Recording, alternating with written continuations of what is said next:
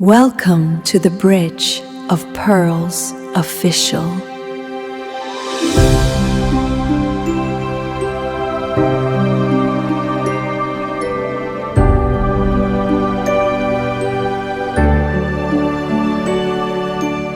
Where every pearl carries a story of healing, wisdom, and light.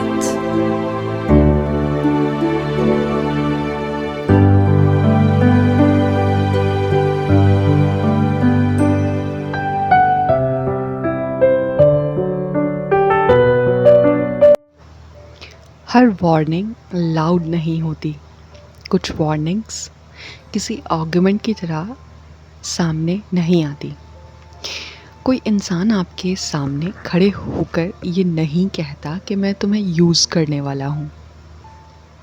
वो आपको ये भी नहीं बताता कि मेरे इंटेंशंस तुम्हारे लिए ठीक नहीं हैं। और अक्सर जो इंसान किसी दूसरे को इमोशनली मैनिपुलेट करता है वो खुद को उसकी नज़रों में विलन बनाकर एंटर नहीं करता। वो नॉर्मल लग सकता है, हेल्पफुल लग सकता है, केयरिंग भी लग सकता है और अंडरस्टैंडिंग लग सकता है, कभी कभी तो बहुत अच्छा इंसान भी लग सकता है। और ये प्रॉब्लम जो है यहीं से शुरू होती है, क्योंकि मैनिपुलेशन का सबसे डिफ़िकल्ट पार्ट ये नहीं है कि मैनिपुलेटर को आइडेंटिफाई करना मुश्किल है। सबसे डिफ़िकल्ट पार्ट ये है कि जिस इंसान पर आप ट्रस्ट कर चुके हैं उसका बिहेवियर में वार्निंग साइंस को एक्सेप्ट करना मुश्किल होता है। क्योंकि जब कोई इंसान आपके ऊपर ट्रस्ट बना चुका होता है और उसके बारे में कोई चीज़, कोई बात आपके सामने आए तो उस वक्त ये यकीन कर पाना मुश्किल होता है। और शायद बहुत मर्तबा बहुत से लोग यकीन कर भी नहीं पाते। और आप देखते हैं कुछ अजीब सा है, कुछ बार बार अनकंफर्टेबल कर रहा है, कुछ बातें मैच नहीं कर रही, लेकिन माइंड कहता है कि नहीं, शायद मैं ज़्यादा सोच रहा हूँ। फिर एक और इंसिडेंट हो जाता है, आप फिर इग्नोर कर देते हैं, फिर तीसरी बार आप ख़ुद को समझाते हैं। और हर इंसान परफेक्ट नहीं होता, ये कहकर आप ख़ुद को समझाने की कोशिश करते हैं। और ये बात सच तो है, हर इंसान परफेक्ट नहीं होता, लेकिन हर इम्परफेक्शन को इग्नोर करना भी विजडम नहीं होता है। आज के एपिसोड में हमें समझना है इस बारे में। बिस्मिल्लाहिर्रहमानिर्रहीम, अस्सलामुअलैकुम वरहमतुल्लाहि वबरकातुहू। This side advocate Ena Raiman Sheikh Siddiqui और आप देख रहे हैं the bridge of pearls officials. और ये है सीरीज़ द हिडन मैनिपुलेशन। और आज हम बात करेंगे एक ऐसे वर्ड की जो आजकल सोशल मीडिया पर बहुत सुना जाता है, जो कि है रेड फ्लैग। लेकिन रेड फ्लैग का मतलब सिर्फ ये नहीं होता कि मुझे ये इंसान पसंद नहीं है, और ना ही हर अननोइंग हैबिट रेड फ्लैग होती है। रेड फ्लैग का असल मतलब समझना बहुत ज़रूरी है, क्योंकि कभी एक बिहेवियर सिर्फ एक डिफरेंस होता है और कभी वो वही बिहेवियर एक डीपर पैटर्न का एक सिग्नल होता है। और जब वो पैटर्न रिपीटेडली सामने आए तो उसे इग्नोर करना आपके लिए कॉस्टली हो सकता है। अब एक सिंपल सवाल है कि अगर किसी इंसान के इरादे हमें डायरेक्टली नज़र नहीं आते तो हम उसके बारे में वार्निंग कैसे आइडेंटिफाई करेंगे, क्योंकि हम किसी के माइंड के अंदर जाकर नहीं देख सकते। हम ये डायरेक्टली नहीं जान सकते कि इंसान का असली इंटेंशन क्या है, लेकिन हम उसके पैटर्न्स को ऑब्ज़र्व कर सकते हैं। वो बाउंड्रीज़ के साथ क्या करता है, वो नो सुनकर क्या करता है, और जब उसकी गलती पॉइंट आउट होती है तो वो रिस्पॉन्सिबिलिटी लेता है या फिर ब्लेम करता है। जब उसे कोई फ़ायदा नहीं मिल रहा होता तो क्या उसका बिहेवियर फिर भी रिस्पेक्टफुल रहता है? वो लोगों के साथ कैसा बिहेव करता है, स्पेशली उन लोगों के साथ जिन्हें उसे कोई बेनिफिट नहीं मिल रहा? क्या उसके वर्ड्स और एक्शन मैच करते हैं? क्या अपॉलजी के बाद एक्चुअल चेंज आता है या सिर्फ अपॉलजी के जो है वर्ड्स रिपीट होते हैं और बिहेवियर जो है वही रहता है? यही वो जगह है जहाँ रेड फ्लैग को समझना सिर्फ किसी को जज करना नहीं रहता, ये अपनी सेफ्टी और इमोशनल क्लियरिटी को प्रोटेक्ट करना बन जाता है। और एक बहुत इम्पॉर्टेंट बात कि रेड फ्लैग का मतलब ये नहीं है कि आपको फ़ौरन किसी को विलन डिक्लेयर करना है, बिल्कुल नहीं, क्योंकि हम किसी एक इंसिडेंट से किसी इंसान का पूरा कैरेक्टर डिसाइड नहीं करेंगे।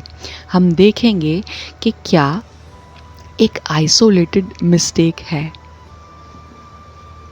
क्या ये रिपीटेडली होने वाला पैटर्न है, क्योंकि एक गलती और एक पैटर्न दोनों एक चीज़ नहीं होती और एक इंसान से कभी गलती हो सकती है, वो रियलाइज़ कर सकता है, अपॉलजी कर सकता है, करेक्शन कर सकता है और उसका बिहेवियर जेन्युइनली चेंज हो सकता है।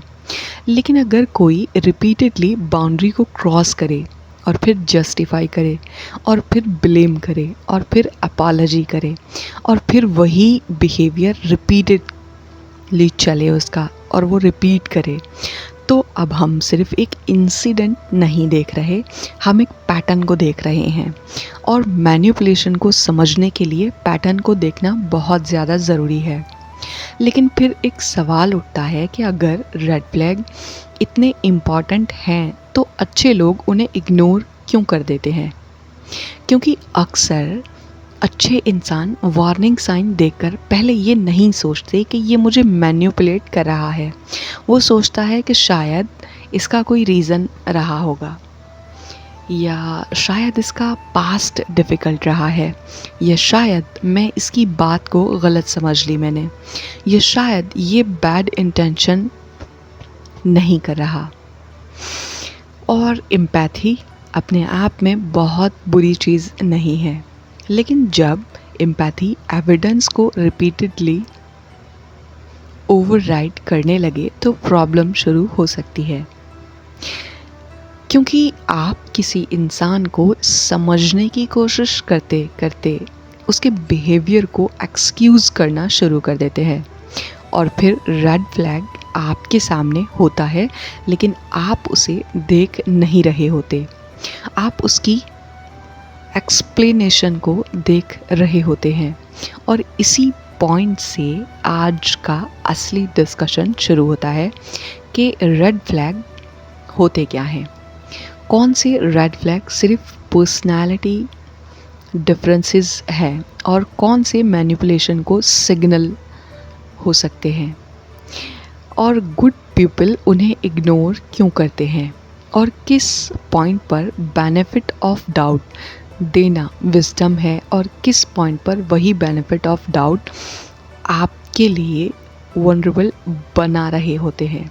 और सबसे इम्पॉर्टेंट कि अगर आप खुद किसी हिडन मैनिपुलेशन के अंदर हैं तो आप कैसे पहचानेंगे कि जो कुछ हो रहा है वो नॉर्मल रिलेशनशिप डिफ़िकल्टी है या कोई आपके इमोशन और ट्रस्ट और गुडनेस के साथ गेम खेल रहा है। तो आज हम इसी डिफरेंस को एक एक लेयर करके खोल कर समझेंगे।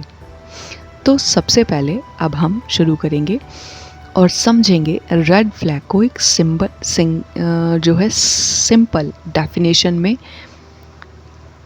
ताकि हमारे समझ में आए कि रेड फ्लैग क्या होते हैं।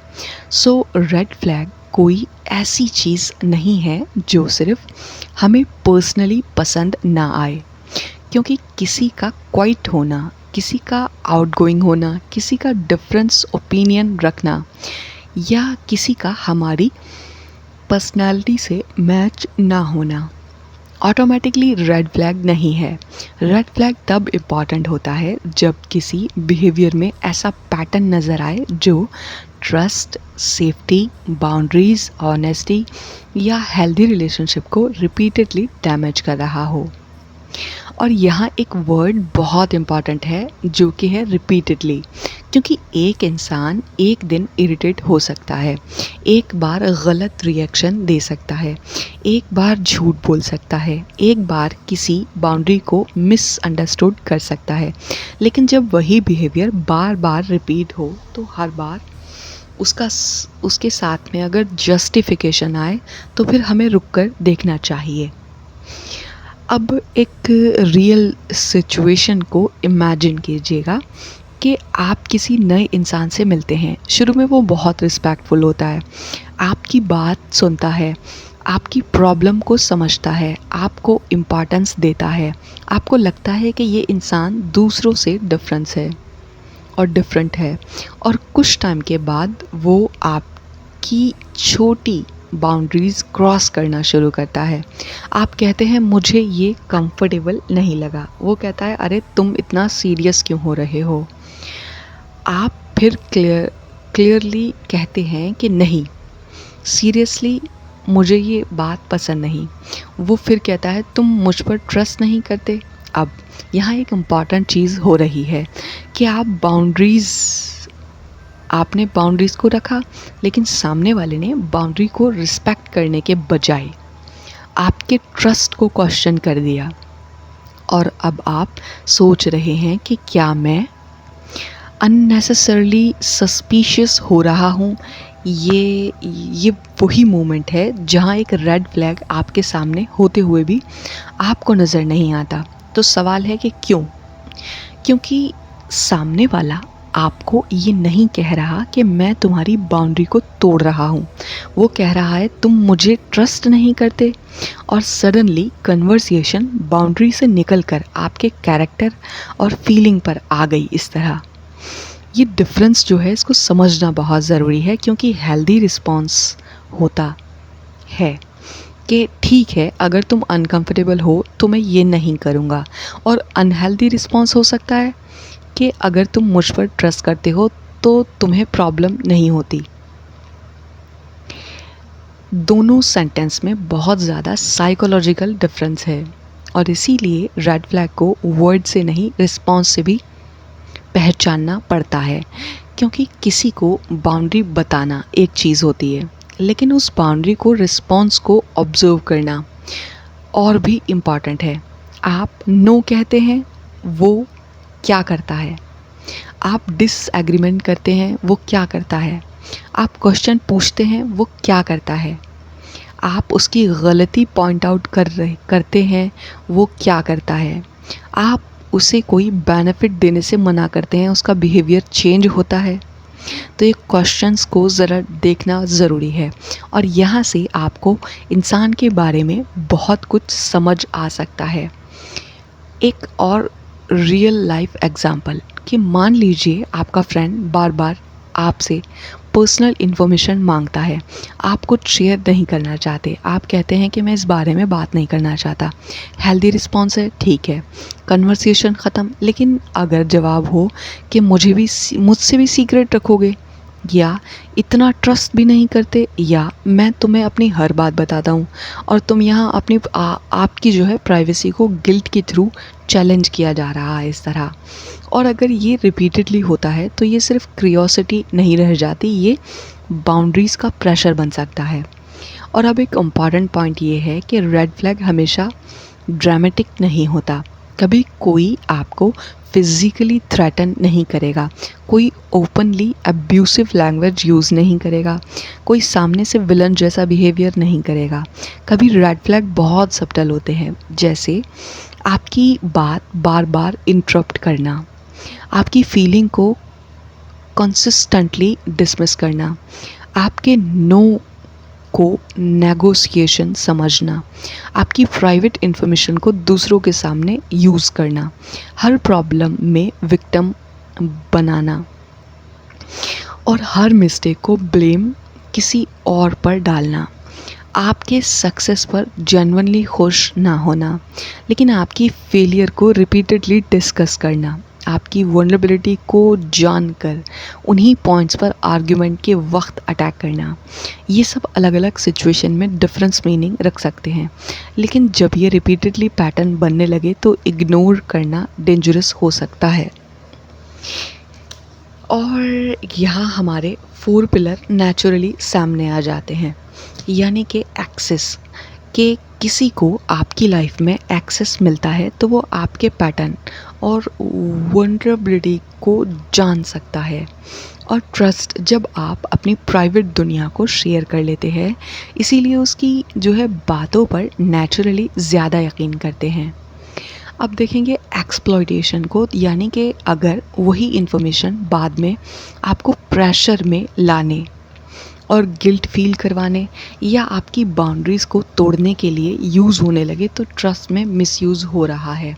और फिर आता है सामने 4th पिलर कंट्रोल, यानी कि आप अपने डिसीजंस इसीलिए चेंज करने लगें क्योंकि आपको पता है अगर मैंने मना किया तो ये मुझे गिल्टी फील करवाएगा। ये चेन बहुत क्वाइटली डेवलप हो सकती है क्योंकि हर इंसान को ये तो पता ही होता है कि जिन लोगों के कांटेक्ट में आप हैं तो वो आपके साथ में किस तरह का बिहेवियर रखते हैं, आपके ऊपर किस तरह का अटैक करते हैं, जो कि साइलेंटली है या हिडन है, या आपको टोंट किस तरह से जो है करते हैं आपकी बातों को। लेकिन यहाँ एक इम्पॉर्टेंट जो है कोटेशन भी है कि हम किसी एक रेड फ्लैग से किसी इंसान को मैनिपुलेटर डिक्लेयर नहीं करेंगे। ये सीरीज़ का पर्पस किसी को लेबल करना नहीं है, पर्पस है पैटर्न को पहचानना। क्योंकि एक रूड रिएक्शन, एक बैड डे, एक मिस्टेक और एक मिसअंडरस्टैंडिंग और एक कंसिस्टेंट मैनिपुलेटिव पैटर्न, ये सब अलग अलग चीज़ें हैं।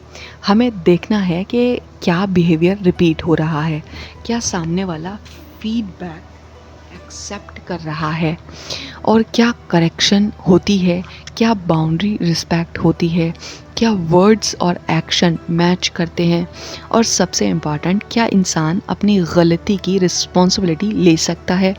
क्योंकि आपको किसी इंसान के परफेक्ट होने की ज़रूरत नहीं है, आपको ये देखना है कि क्या वो अपनी इम्परफेक्शन को रिस्पॉन्सिबिलिटी हैंडल कर रहा है। और यहाँ से एक नॉर्मल ह्यूमन फ्लॉज और एक डेंजरस रिलेशन पैटर्न अलग नज़र आना शुरू होता है। अब एक बहुत इम्पॉर्टेंट सवाल कि अगर रेड फ्लैग सामने होता है तो अच्छे लोग उसे इग्नोर क्यों कर देते हैं? क्या उन्हें दिखाई नहीं देता?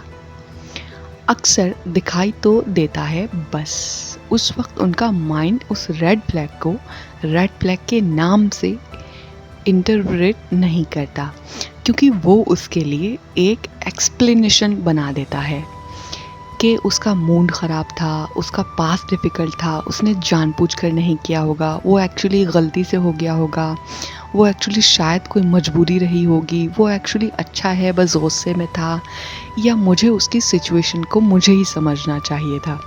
और ये सब थॉट जो हैं अपने आप में गलत तो नहीं है, लेकिन प्रॉब्लम तब शुरू होती है जब एक्सप्लेनेशन बिहेवियर से ज़्यादा इम्पॉर्टेंट हो जाए।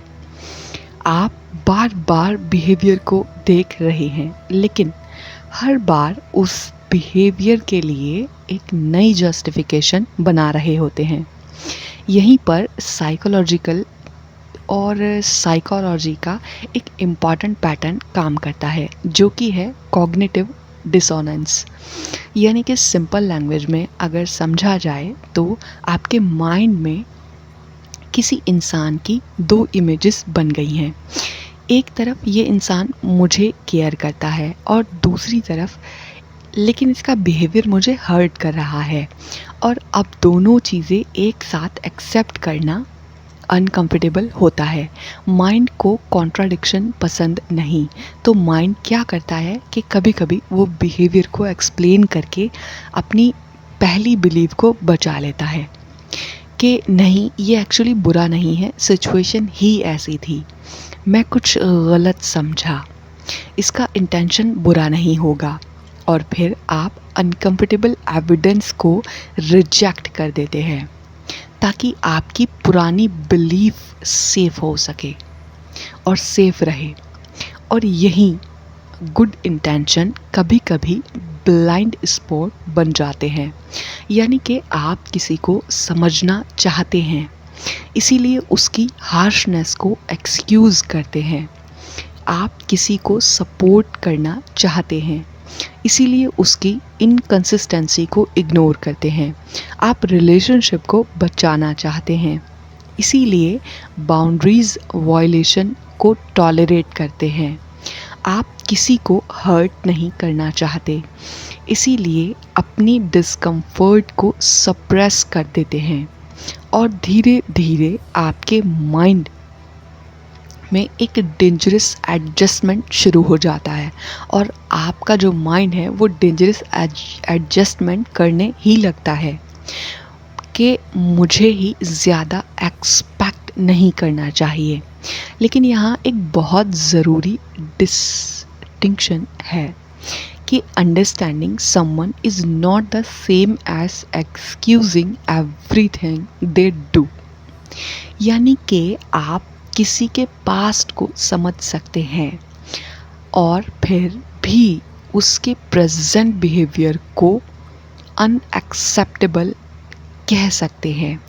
आप किसी का ट्रॉमा को अंडरस्टैंड कर सकते हैं और फिर भी आप उसे कह सकते हैं कि मैं तुम्हारी सिचुएशन को समझता हूँ लेकिन मुझे हर्ट करना एक्सेप्टेबल नहीं है। आप किसी के स्ट्रगल के लिए एम्पैथी रख सकते हैं और फिर भी बाउंड्री रख सकते हैं, क्योंकि एक्सप्लेनेशन रिस्पॉन्सिबिलिटी को ऑटोमेटिकली इरेज नहीं करती है। आप एक रियल एग्जाम्पल मान लीजिए कि कोई इंसान बार बार आपसे रूड बात करता है और बाद में कहता है सॉरी मेरा चाइल्डहुड बहुत डिफ़िकल्ट था। आप उसकी स्टोरी को सुनते हैं, आपको सिंपैथी हो जाती है, आप कहते हैं कि ठीक है मैं समझता हूँ। फिर कुछ दिन के बाद वही बिहेवियर रिपीट होता है और फिर एक्सप्लेनेशन, फिर अपॉलजी, फिर रिपीट। और यहाँ क्वेश्चन ये नहीं होना चाहिए कि उसका पास्ट जेन्युइनली डिफ़िकल्ट था। हो सकता था कि क्वेश्चन ये है कि क्या वो अपने बिहेवियर की रिस्पॉन्सिबिलिटी को लेकर उसे चेंज करने की कोशिश कर रहा है, क्योंकि पास्ट को समझना प्रेजेंट को जो प्रेजेंट में हार्म हो रहे हैं उसको ऑटोमेटिकली एक्सेप्टेबल नहीं बनाता है। अब एक और साइकोलॉजिकल ट्रैप को देखें तो वो है होप, यानी कि इंसान को बहुत कुछ टॉलरेट करवा सकती है होप।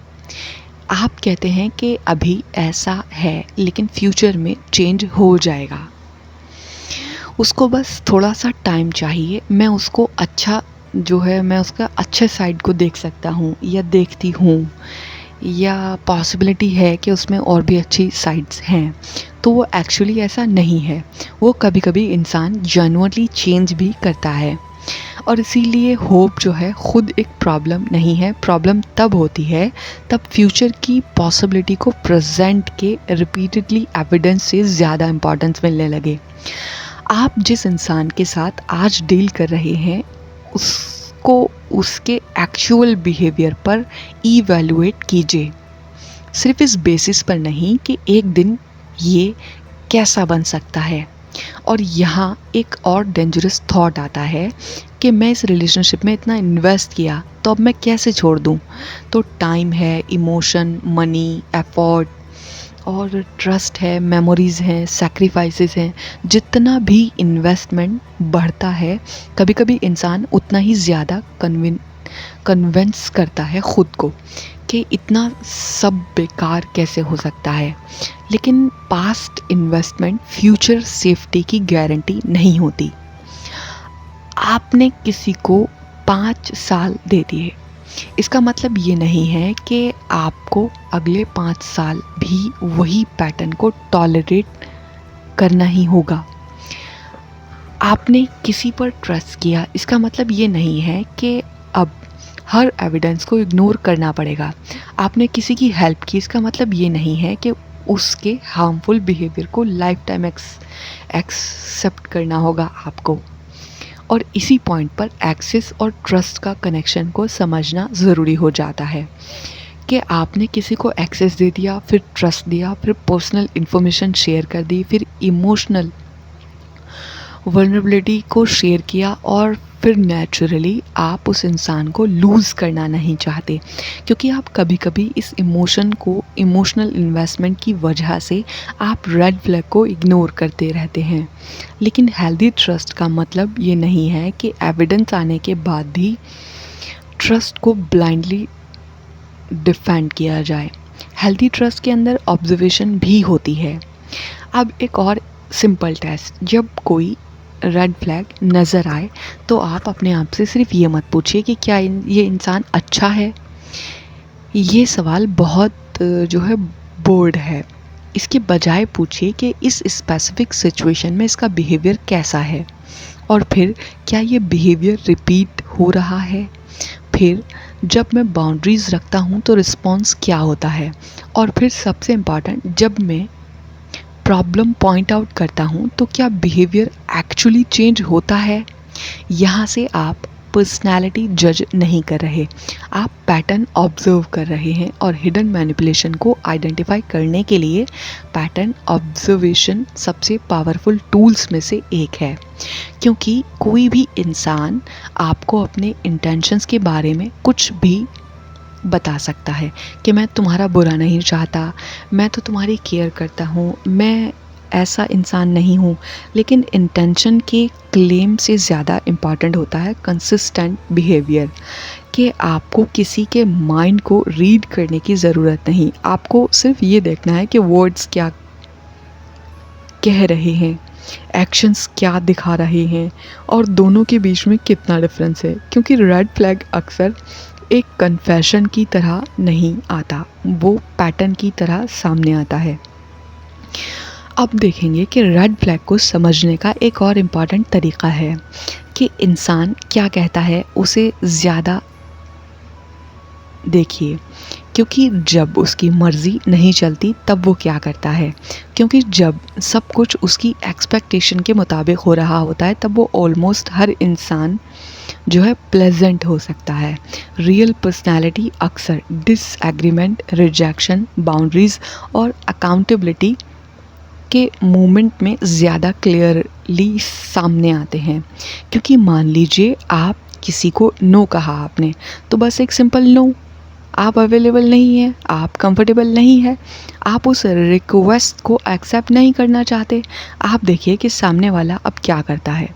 क्या वो कहता है कि ठीक है, आई अंडरस्टैंड, या आपको कन्विंस करता है, या फिर वो आपको प्रेशर देता है, या फिर इमोशनल करता है आपको, या फिर नाराज़ होकर दिखाता है आपको, या साइलेंट ट्रीटमेंट देता है, या फिर कहता है कि तुम मेरे लिए इतने भी नहीं करना आपको। तो यहाँ पर आप सिर्फ एक रिक्वेस्ट के रिस्पॉन्स से नहीं देख रहे, आप ये देख रहे हैं कि क्या ये इंसान मेरी ऑटोनॉमी को रिस्पेक्ट करता है। और यहीं पर एक बहुत इम्पॉर्टेंट रेड फ्लैग हो सकता है कि इनएबिलिटी को एक्सेप्ट में नो, यानी कि किसी इंसान का आपको नो पसंद ना आए तो ये नॉर्मल ह्यूमन इमोशन हो सकता है। लेकिन आपका नो सुनने के बाद रिपीटेडली प्रेशर क्रिएट करना, आपको गिल्टी फील कराना, आपको रीजनिंग को आपके जो है अटैक करना, आपको पनिश करना, आपकी बाउंड्रीज़ को तोड़ने की कोशिश करना, ये सब अलग बातें हैं। क्योंकि जो हेल्दी रिलेशनशिप में आपका हर डिसीजंस के लिए परमिशन आपको नहीं देनी पड़ती। आपकी जो ऑटोनॉमी है उस पर भी रिलेशनशिप का पार्ट है, वो भी एक।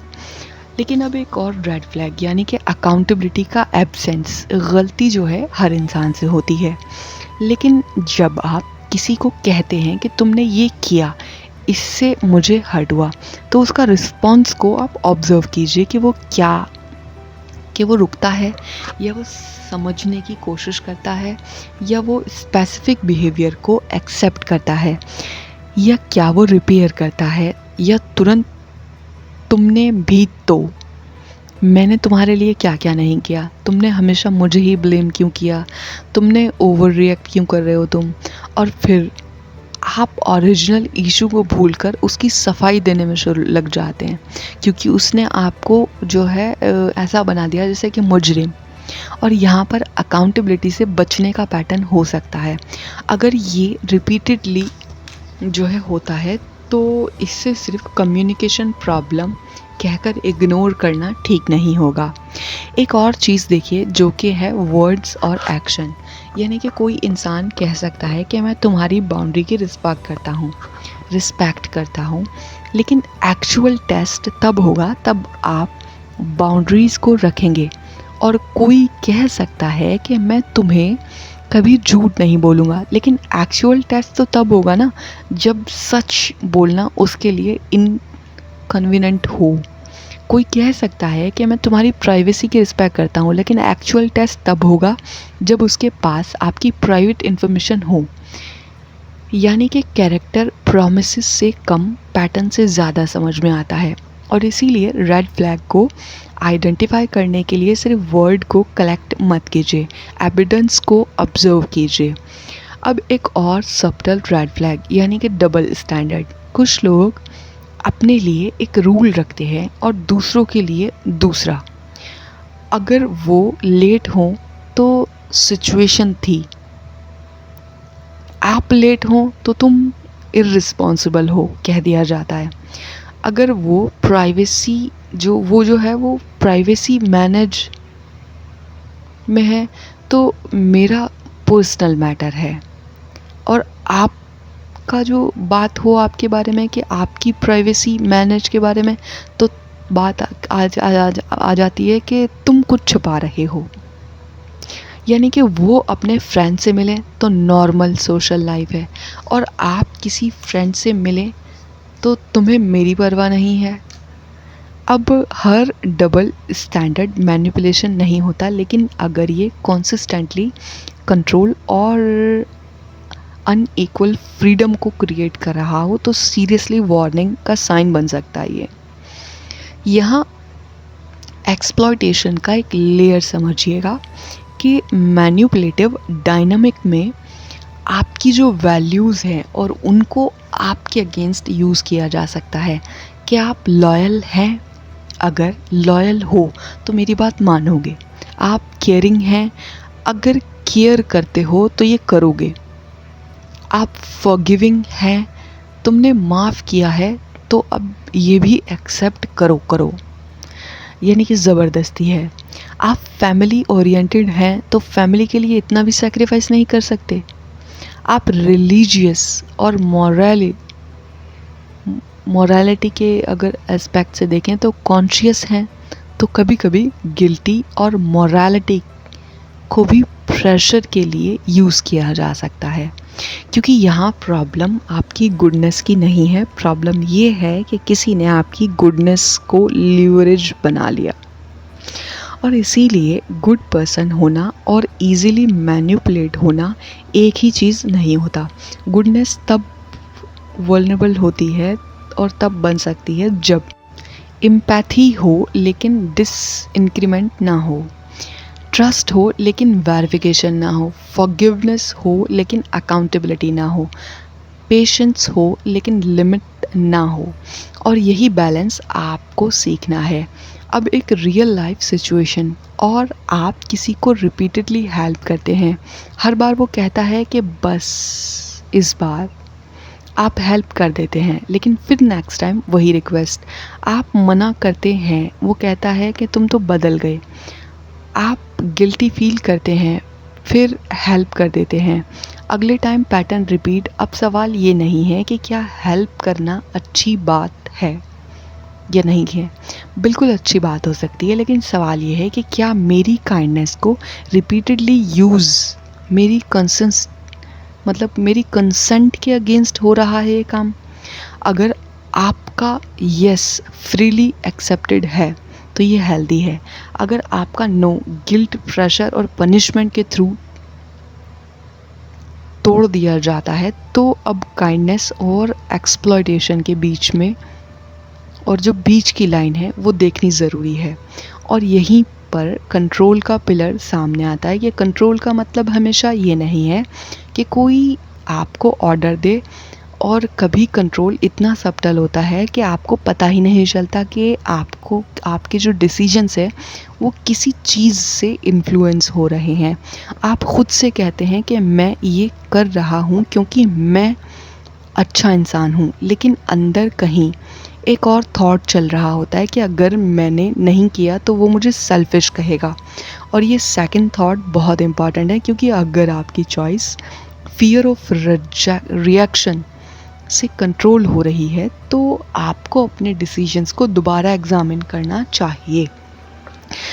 और इसीलिए आज के बाद किसी इंसान को सिर्फ इस बेसिस पर जज मत कीजिए कि वो मेरे साथ कितना अच्छा है। एक और चीज़ देखिए कि वो मेरी बाउंड्री के साथ कितना अच्छा है, क्योंकि जो इंसान आपको तब तक रिस्पेक्ट करता है तब तक आप उसकी मर्ज़ी के मुताबिक चल रहे हैं।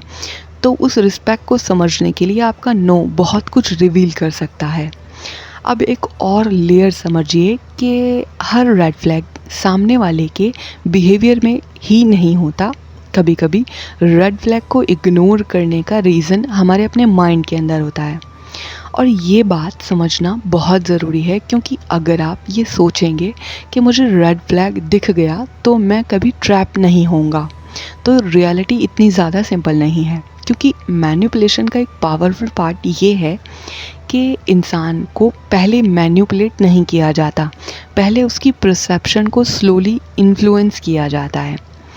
आप जो देख रहे हैं उसकी इंटरप्रिटेशन जो है चेंज होने लगती है। अब मान लीजिए कि कोई इंसान आपसे एक बार झूठ बोलता है, आपको पता चल जाता है, आप कन्फ्रंट करते हैं, वो कहता है कि मुझे तुम्हें हर्ट नहीं करना था, आप मान लेते हैं और फिर कुछ टाइम बाद दूसरा झूठ, इस बार एक्सप्लेनेशन और डिटेल्ड है, सिचुएशन कॉम्प्लिकेटेड थी, आप फिर मान लेते हैं और फिर तीसरी बार ट्रस्ट, आपको कुछ और पता चलता है। आपके पास दो चॉइसेस हैं, एक कि मैंने पहले भी इग्नोर किया था, शायद मुझे अब सीरियस होना चाहिए, और दूसरी, नहीं इतना भी बड़ा इशू नहीं है। अक्सर गुड पीपल दूसरी चॉइस कर लेते हैं। क्यों? क्योंकि वो रिलेशनशिप को तोड़ना नहीं चाहते, वो कॉन्फ्लिक्ट को अवॉइड करना चाहते हैं, वो सामने वाले को एक और चांस देना चाहते हैं, और सबसे इम्पॉर्टेंट, वो अपनी पहली जजमेंट को गलत प्रूफ नहीं करना चाहते। यहाँ एक साइकोलॉजिकल ट्रैप होता है जो कि है नॉर्मलाइजेशन। जो चीज़ पहली बार शॉकिंग लगती है, अगर बार बार रिपीट हो तो माइंड उसे नॉर्मल समझना शुरू करता है। बार बार ये क्या हुआ, दूसरी बार शायद सिचुएशन थी, तीसरी बार इसका नेचर ही ऐसा है, चौथी बार मुझे पता है कि ये ऐसा ही करेगा, और यही डेंजर है। क्योंकि आपने जो है प्रॉब्लम सॉल्व नहीं की, आपने प्रॉब्लम के साथ एडजस्ट करना सीख लिया, और एडजस्टमेंट हर सिचुएशन में मैच्योरिटी नहीं होती। कभी कभी एडजस्टमेंट का मतलब होता है कि आपका माइंड रिपीटेडली हार्मफुल बिहेवियर को टॉलरेट करने के लिए अडेप्टेड हो गया है। और ये जो है कई बार रिलेशनशिप में होता है, कई बार मैरिजेस में होता है, कई बार रिलेटिव्स में होता है। अब फॉर एग्जांपल कि कोई रिलेटिव है जो आपको बार बार हार्म कर रहा है या ब्लैक मैजिक यूज़ कर रहा है, और आपको कोई एविडेंस मिल गया या आपको कोई किसी तरह पता चल गया कि ये जो है आपको हार्म पहुंचाने के लिए कोई डर्टी पॉलिटिक्स यूज़ कर रहा है, या उसने बिज़नेस में आपको नुकसान पहुंचाने की ये कोई वारदात अंजाम दी। अब ये आपने देख तो लिया, लेकिन देखने के बाद आपने इग्नोर कर दिया कि चलो कोई बात नहीं, और अब आप यहाँ पर ये कहते हैं कि चलो अमाल का दारोमदार नियतों पे है, उसने जैसा अमल किया उसकी सज़ा आखिरत में उसको मिल जाएगी, हम क्या करें। तो ऐसा नहीं है, क्योंकि इस्लाम हमें सिर्फ जो है यही नहीं सिखाता कि आप जो है अगर आपको कोई नुकसान पहुँचा रहा है तो आप अपनी हिफाजत के लिए कुछ भी ना करें। तो जो है अक्ल भी दी गई है, सलाहियत भी दी गई है, और एटलीस्ट आप अपना बचाव करें और उस इंसान से बचने की कोशिश करें। अगर मान लीजिए आप किसी शादी में हैं और आपके जो है शौहर आपको कोई नुकसान पहुंचा रहे हैं, लेकिन आप जो है ये सोच रही हैं कि भाई मुझे उनसे बहुत मोहब्बत है, तो आप मोहब्बत में चल रही हैं। और कई जगह ऐसा है कि वाइफ कोई बड़ा नुकसान कर रही होती है, जैसे कि कोई बिज़नेस को कोई नुकसान पहुंचा रही है, आपने बहुत से पैसे रखे, वो पैसे चुरा रही है, और जो है लगातार ऐसा हो रहा है और आपने नोटिस कर लिया, और आपके घर में इससे पहले कभी चोरी नहीं हुई, या मान लीजिए आपने वो चोरी होते हुए करते हुए देख ली, या मान लीजिए वाइफ ही कोई ब्लैक मैजिक कर रही है और आपने उसको देख लिया, लेकिन देखने के बाद आपने सोचा कि भाई ये मेरी वाइफ है, मुझे इसके साथ लॉन्ग टर्म रिलेशनशिप में रहना ही पड़ेगा, क्योंकि जो है ख़ानदानी रिश्ते ऐसे नहीं तोड़े जा सकते। ना तो आप वार्निंग दे रहे, ना आप कन्फ्रंट कर रहे, आपने उनको जो है रेड हैंडेड पकड़ लिया है, लेकिन आप फिर भी उनको कुछ नहीं कह रहे। और उसके बाद ऐसा नहीं है कि वो चीज़ वारदात वहीं बंद हो गई, वो कंटिन्यूसली चल रही है। तो आपका जो माइंड है वो जाहिर सी है बात के रिपीटेडली जो है वो इस चीज़ को टॉलरेट करने के लिए अडेप्टेड हो गया है, क्योंकि आप फिर इसी तरह से चल रहे हैं। और जो सामने वाला आपको नुकसान पहुंचा रहा है उसको भी आइडिया हो जाता है कि आपके बस की या तो कुछ करना नहीं है या आप कुछ करना नहीं चाहते, तो सामने वाले के हौसले बुलंद होते जाते हैं। तो फिर क्या है, आपने रेड फ्लैग को देखा मगर आपने इग्नोर कर दिया। अब इससे क्या है, आपको किसी भी तरह की जो है हार्म सामने वाला पहुंचा सकता है। अब देखेंगे कि रेड फ्लैग और योर ओन गिल्ट, यानी कि कुछ लोग इसीलिए रेड फ्लैग को इग्नोर करते हैं क्योंकि उन्हें डर होता है कि अगर मैंने इस इंसान के बारे में गलत सोचा तो, अगर मैं अनफेयर हुआ तो, अगर मैं अननेसेसरली सस्पिशियस निकला तो। ये जो फियर है स्पेशली उन लोगों में स्ट्रॉन्ग हो सकता है जो नेचुरली एम्पैथेटिक होते हैं या हैं। वो किसी को रॉन्गली जज नहीं करना चाहते, लेकिन किसी को अनफेयरली जज ना करें और अपनी सेफ्टी को इग्नोर करना दोनों अलग चीज़ें होती हैं। और आपको किसी को विलन डिक्लेयर करने की ज़रूरत बिल्कुल नहीं है। आप सिर्फ कह सकते हैं कि मुझे ये बिहेवियर कंफर्टेबल नहीं लग रहा, इसीलिए मैं बाउंड्रीज़ को रखूँगा। क्योंकि अगर कोई आपको नुकसान पहुंचा रहा है और आपको कोई भी स्मॉल से स्मॉलेस्ट हिंट मिल गया है, तब आपको अपना डिफेंस करना चाहिए, अपना बचाव करना चाहिए, या जो पॉसिबल है वो करना चाहिए अपने आपकी सेफ्टी के लिए। लेकिन अगर आप इसको इग्नोर करते हैं तो जाहिर सी बात है कोई आपको ज़्यादा नुकसान पहुंचा सकता है। आपको कोर्ट में किसी का कैरेक्टर प्रूफ नहीं करना है, आपको अपनी लाइफ में अपनी बाउंड्रीज़ को डिसाइड करना है। और यहाँ एक और इम्पॉर्टेंट क्वेश्चन है कि क्या रेड फ्लैग आइडेंटिफाई करने के लिए मुझे सामने वाले के बैड इंटेंशन को प्रूव करना ज़रूरी है? तो जवाब होगा कि नहीं, क्योंकि आपको ये प्रूव करने की ज़रूरत नहीं, इसका इंटेंशन 100% बुरे हैं। अगर किसी का बिहेवियर रिपीटेडली आपके या आपको अनसेफ फील करवा रहा है तो आपकी बाउंड्रीज़ को वायलेट करता है, आपकी प्राइवेसी को मिसयूज़ करता है, आपको प्रेशर में रखता है और करेक्शन के बाद भी चेंज नहीं होता। तो आप बाउंड्री रख सकते हैं without proving what inside their mind, क्योंकि ये बहुत इम्पॉर्टेंट जो है प्रोटेक्शन है। अब क्योंकि इंटेंशन और इम्पैक्ट अलग चीज़ें हैं, कि कोई कह सकता है कि मेरा इंटेंशन तुम्हें हर्ट करना नहीं था, तो हो सकता है, लेकिन उसका जो बिहेवियर है वो रिपीटेडली हर्टफुल है, तो सिर्फ इंटेंशन की स्टेटमेंट इम्पैक्ट को इरेज नहीं करती। इसीलिए हेल्दी कम्युनिकेशन में हम पूछते हैं कि क्या हुआ, उसका इम्पैक्ट क्या हुआ, क्या जो है रिस्पॉन्सिबिलिटी ली गई, या क्या बिहेवियर चेंज हुआ। अब एक और रेड फ्लैग, यानी कि प्राइवेट और पब्लिक पर्सनालिटी का एक्सट्रीम डिफरेंस, यानी कि किसी का पब्लिक इमेज अच्छा होना ऑटोमेटिकली रेड फ्लैग नहीं है। हर इंसान डिफरेंट इन्वायरमेंट में डिफरेंट बिहेवियर करता है, लेकिन एक्सट्रीमली काइंड और रिस्पेक्टफुल दिखाई देता है, और प्राइवेट में रिपीटेडली कंट्रोलिंग, ह्यूमिलेटिंग और थ्रेटनिंग और डिसमिसिव बिहेवियर करता है। तो इस डिफरेंस को इग्नोर नहीं करना चाहिए, क्योंकि कुछ मैनिपुलेटिव पैटर्न्स पब्लिक इमेज को शील्ड की तरह यूज़ कर सकते हैं, और विक्टिम जो है वो फिर सोचता है कि कोई मेरी बात बिलीव ही नहीं करेगा, और इसी वजह से वो चुप रह सकता है।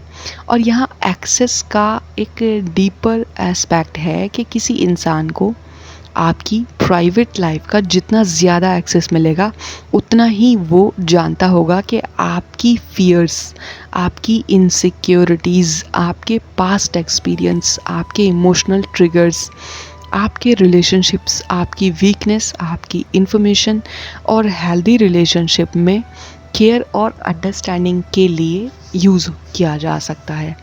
लेकिन अगर वही इन्फॉर्मेशन आर्ग्यूमेंट के वक्त आपको कंट्रोल करने के लिए यूज़ होने लगे तो सिचुएशन कम्प्लीटली चेंज हो जाती है। एग्ज़ाम्पल, आपने कभी किसी ट्रस्टेड पर्सन को अपनी इनसिक्योरिटी बताई, बाद में डिसएग्रीमेंट हो गया और उसने वही इनसिक्योरिटी आपके अगेंस्ट यूज़ कर ली। तुम वैसे भी इनसिक्योर हो, इसीलिए तुम्हें हर चीज़ प्रॉब्लम लगती है। अब आपकी जो वल्नरेबिलिटी है वो इन्फॉर्मेशन वेपन बन गया, यानी कि एक्सप्लॉयटेशन का एक इम्पॉर्टेंट साइन हो सकता है यहाँ। और यहाँ एक जो है लाइन याद रखिएगा कि ट्रस्ट का मतलब ये नहीं है कि आप अपनी या अपने किसी को अपनी हर वल्नरेबिलिटी को परमानेंटली हैंड ओवर कर दें। यानी कि ट्रस्ट जो है वो ग्रो करता है, एक्सेस भी ग्रेजुअली ग्रो होना चाहिए। और किसी को पहली मुलाकात में अपनी पूरी इमोशनल हिस्ट्री को बताना और फिर उसके बिहेवियर को जस्टिफाई करते रहना हेल्दी ट्रस्ट की डेफिनेशन नहीं होती। ट्रस्ट को टाइम, कंसिस्टेंसी और बिहेवियर अर्न करते हैं। और इसी वजह से अगर आपको किसी रिलेशनशिप में कुछ अनकंफर्टेबल रिपीटेडली फील हो रहा है तो तुरंत खुद को ये मत कहिए कि मैं ओवर थिंकिंग कर रहा हूँ। पहले ऑब्जर्व कर लीजिए, इंसिडेंट्स को लिख लीजिए, पैटर्न्स को देखिए, बाउंड्रीज़ को रखिए, रिस्पॉन्स को देखिए और फिर डिसीजंस लीजिए। क्योंकि कभी कभी आपका डिस्कम्फर्ट आपको किसी इंसान के बारे में नहीं, किसी पैटर्न के बारे में वार्निंग दे रहा होता है। और रेड फ्लैग का पर्पस आपको डराना नहीं, आपको जगाना है। सो अब हम एक और इम्पॉर्टेंट पॉइंट पर आते हैं कि हर रेड फ्लैग ऑब्वियस नहीं होते। कुछ रेड फ्लैग ऐसे होते हैं जो पहले केयर, कंसर्न, प्रोटेक्शन या लव जैसे दिखाई देते हैं और इसी वजह से उन्हें पहचानना और भी मुश्किल हो जाता है। मान लीजिए वो कहता है कि मैं तुम्हारी फ़िक्र करता हूँ, इसीलिए मुझे पता होना चाहिए कि तुम कहाँ हो। पहली बार ये कंसर्न लग सकता है, लेकिन धीरे धीरे किसके साथ हो, उससे क्या बात की, फ़ोन क्यों नहीं उठाया, मुझे स्क्रीनशॉट भेजो, मुझे लोकेशन शेयर करो। और जब आप क्वेश्चन करते हैं तुम मुझ पर ट्रस्ट नहीं करते, तो अब सवाल ये नहीं रहा कि क्या वो मेरी केयर करता है, सवाल ये है कि क्या केयर के नाम पर वो मेरी फ्रीडम को ग्रेजुअली कंट्रोल कर रहा है। ये डिफरेंस समझना बहुत ज़्यादा ज़रूरी है। केयर और कंट्रोल में फ़र्क होता है, क्योंकि केयर कहता है कि मुझे तुम्हारी सेफ्टी की फ़िक्र है, कंट्रोल कहता है कि तुम मेरी परमिशन के बगैर कहीं नहीं जा सकते। केयर आपकी चॉइस की रिस्पेक्ट करता है और कंट्रोल आपकी चॉइस को ही क्वेश्चन कर देता है। केयर जो है वो कंसर्न को एक्सप्रेस करता है और जो कंट्रोल है वो कॉम्प्लाइंस को एक्सपेक्ट करता है। और कभी कभी दोनों की लैंग्वेज बहुत सिमिलर सी होती है और इसीलिए सिर्फ वर्ड्स नहीं, पैटर्न को देखना पड़ता है। अब एक और सिचुएशन कि कोई फ्रेंड या फैमिली मेम्बर आपको बार बार कहता है कि मैं तुम्हारे लिए बेस्ट चाहता हूँ, लेकिन हर बार जब आप कोई इंडिपेंडेंट डिसीजंस लेते हैं तो वो उस डिसीजंस को डिस्करेज करता है। आप किसी नए पर्सन से मिलना चाहते हैं, प्रॉब्लम। आप कोई अपॉर्चुनिटी लेना चाहते हैं तो प्रॉब्लम। आप अपनी बाउंड्री सेट करते हैं, प्रॉब्लम आती है सामने। आप किसी दूसरे की एडवाइस सुनते हैं, प्रॉब्लम सामने। धीरे धीरे आप डिसीजंस लेना कम नहीं करते, आप डिसीजंस बताना कम कर देते हैं। क्यों? क्योंकि आप ऑलरेडी एंटिसिपेट करते हैं। अगर मैंने बताया तो रिएक्शन जो है वो आएगा, उसमें क्या होगा, रिजेक्ट ही होगा। और यहाँ कंट्रोल का एक सब्टल फॉर्म डेवलप हो सकता है। आपका जो बिहेवियर है वो सामने वाले के लिए रिएक्शन के अकॉर्डिंग शेप होने लगता है। क्योंकि कई बार जब फैमिलीज़ में भी ये पैटर्न चल रहा होता है तो आपको पता है कि सामने से ना का जवाब ही आएगा, तो आप वो बात करना ही बंद कर देते हैं। और ये बहुत इम्पॉर्टेंट है कि किसी का आपको डायरेक्टली ऑर्डर देना ही कंट्रोल नहीं होता, कभी कभी आप उसके रिएक्शन से बचने के लिए ख़ुद को कंट्रोल करने लगते हैं। यानी कि फैमिली में मान लीजिए पेरेंट्स जो है नार्सिसिस्टिक बिहेवियर रख रहे हैं, तो आप कुछ भी करना चाहते हैं, आप कहते हैं कि बिज़नेस कर लूँ तो जवाब ना है, आप कहते हैं जॉब कर लूँ तो जवाब ना है। अब जब जॉब भी नहीं, बिज़नेस भी नहीं, और फिर उसके बाद आपको फाइनेंशियल फ्रीडम के लिए प्रेशराइज़ किया जाता है कि हमें घर को चलाने के लिए पैसे चाहिए, तो अब आप ऐसी सिचुएशन में क्या करेंगे? क्योंकि पैसा आएगा कैसे? या तो जॉब से आएगा या कोई काम से आएगा, और जब आप पूछते हैं कि मैं बिज़नेस करना चाहूँ तो वहाँ परमिशन नहीं, और फिर कहा जाता है कि नहीं नहीं जॉब करो, क्योंकि जॉब में सैलरी होती है, सैलरी से पैसा आता है। और बिज़नेस में जो है आपको कहा जाता है कि आप बिज़नेस कर नहीं सकते, आप कैपेबल नहीं हो, आप में ये क्वालिटी नहीं है, वो नहीं है। तो क्या होगा फिर? धीरे धीरे आप जो है ना फिर रिएक्शन देना ही बंद कर देंगे, आप घर पे पूछना ही बंद कर देंगे, आप घर पे बात करना बंद कर देंगे, क्योंकि आपको पहले से पता है कि वो हर रिएक्शन को घुमाकर इस तरह मैनिपुलेट कर दिया जाएगा कि नतीजा जो है, रिज़ल्ट में कुछ नहीं निकलेगा। और आप क्या बोलेंगे, किससे मिलेंगे, क्या शेयर करेंगे, क्या रिप्लाई करेंगे, किस टॉपिक पर डिसएग्रीमेंट को अवॉइड करेंगे, सब कैलकुलेट होने लगता है। और आपको लगता है कि मैं बस पीस मेंटेन कर रहा हूँ, क्योंकि जब आप सब कुछ बंद करना शुरू कर देते हैं तो फिर आप जो है ना कुछ भी नहीं करते, फिर आप क्योंकि कुछ कर ही नहीं पाते, और फिर कुछ शेयर भी नहीं कर पाते, कुछ कह भी नहीं पाते, कुछ कैलकुलेट नहीं हो पाता, और फिर आप अपने पीस को मेंटेन करने के लिए आप एक साइड कॉर्नर पकड़ लेते हैं। लेकिन आपको पीस तब भी नहीं मिलेगा।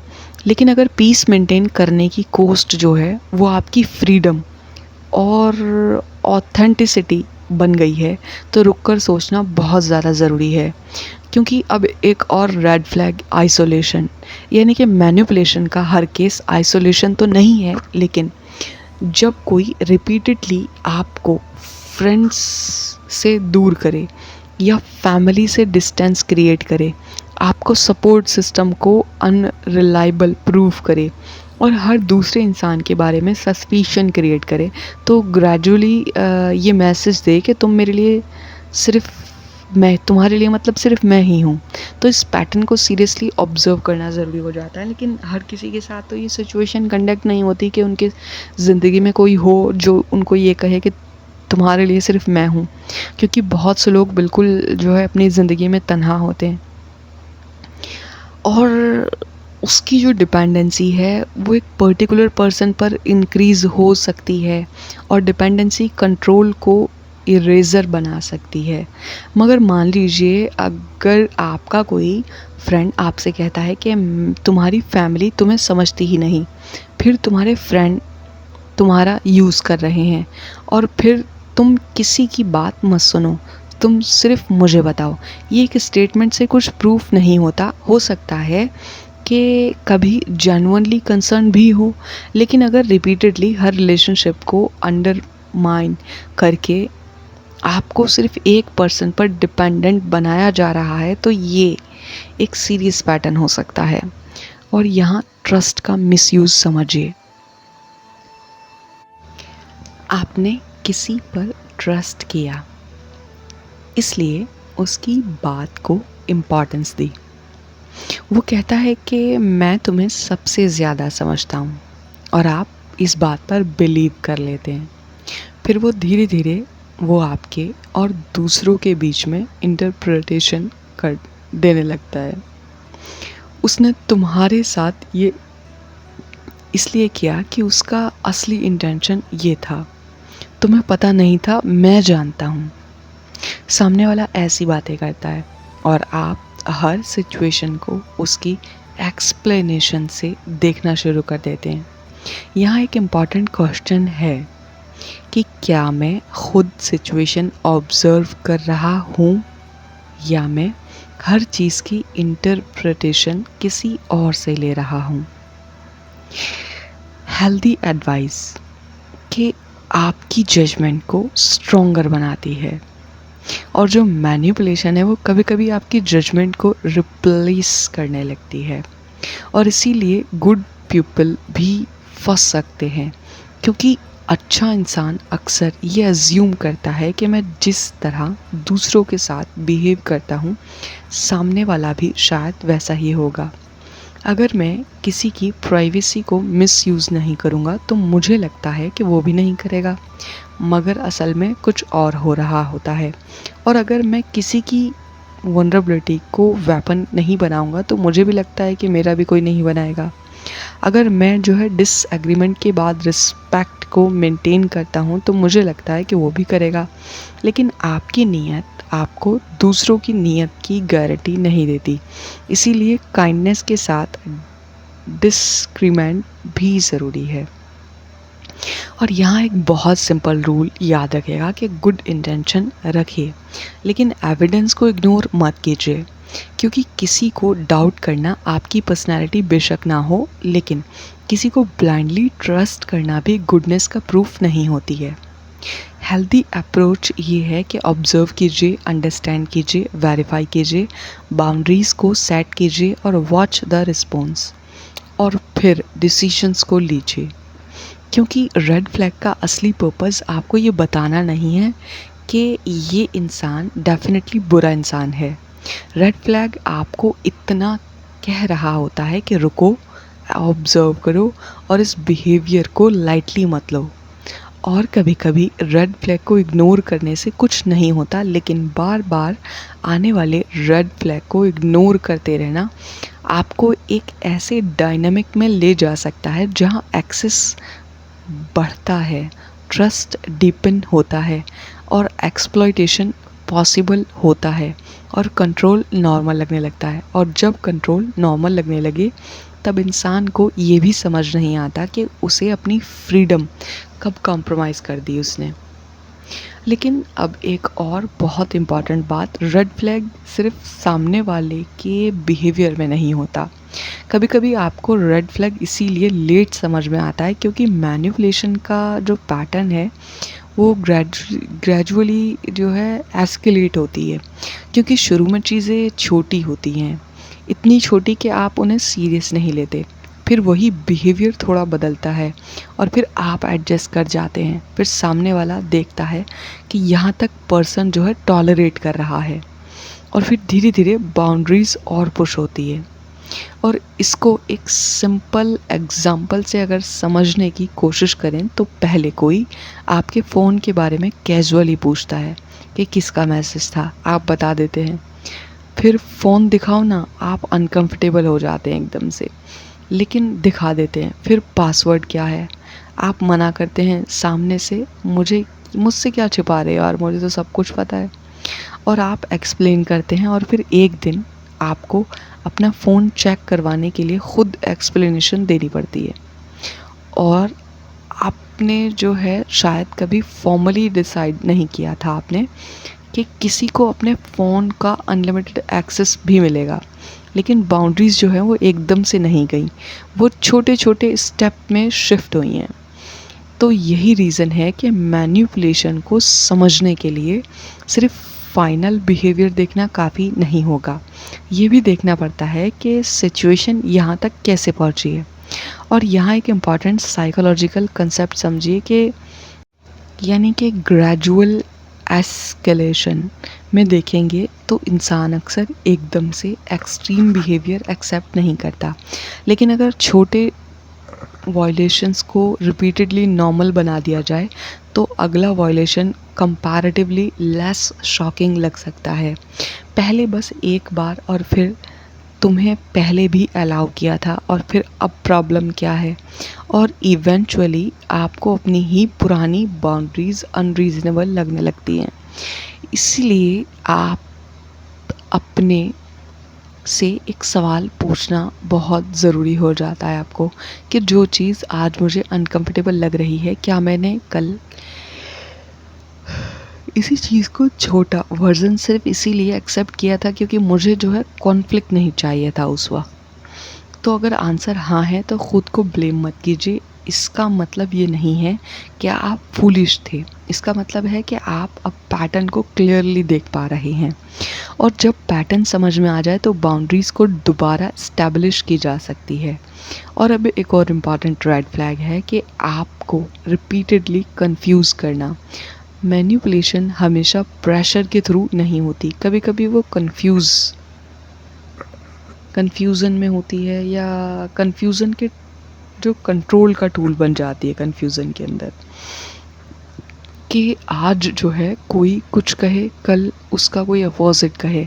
आप जो है क्वेश्चन करें, वो कहे कि मैं ऐसा कब कहा था भाई मैंने, और आप किसी इंसिडेंट को याद करें, वो कन्वर्सेशन को दूसरी डायरेक्शन में ले जाए।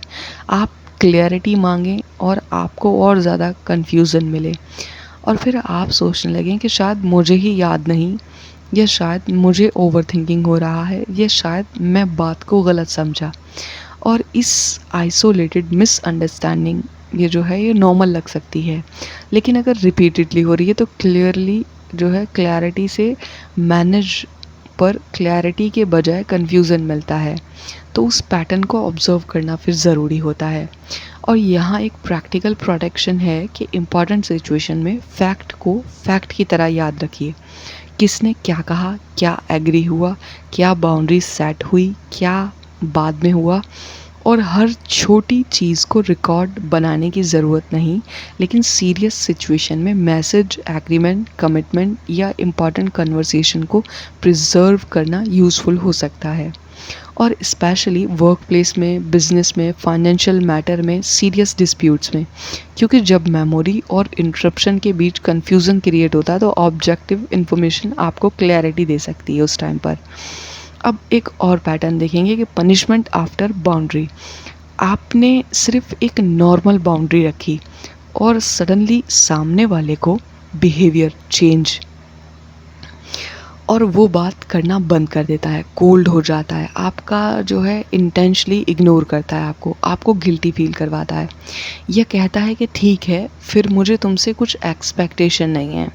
अब जो है हर विड्रॉवल जो है वो मैनिपुलेशन तो नहीं है, मगर कभी कभी इंसान जेन्युइनली अपसेट हो सकता है। लेकिन अगर रिपीटेडली पैटर्न हो रहा है कि आप बाउंड्रीज रखें, सामने वाला पनिशमेंट दे, आप बाउंड्रीज़ को हटा दें, सामने वाला नॉर्मल हो जाए, तो ये पैटर्न सीरियसली एग्जामिन करने के लिए जो है और एग्जामिन करना भी चाहिए, क्योंकि फिर आपको जो माइंड है वो लर्न कर सकता है आपका माइंड। क्योंकि अगर मुझे पीस चाहिए तो मुझे नो नहीं कहना, और ये कि कंट्रोल का जो पावरफुल मैकेनिज़्म बन सकता है ये।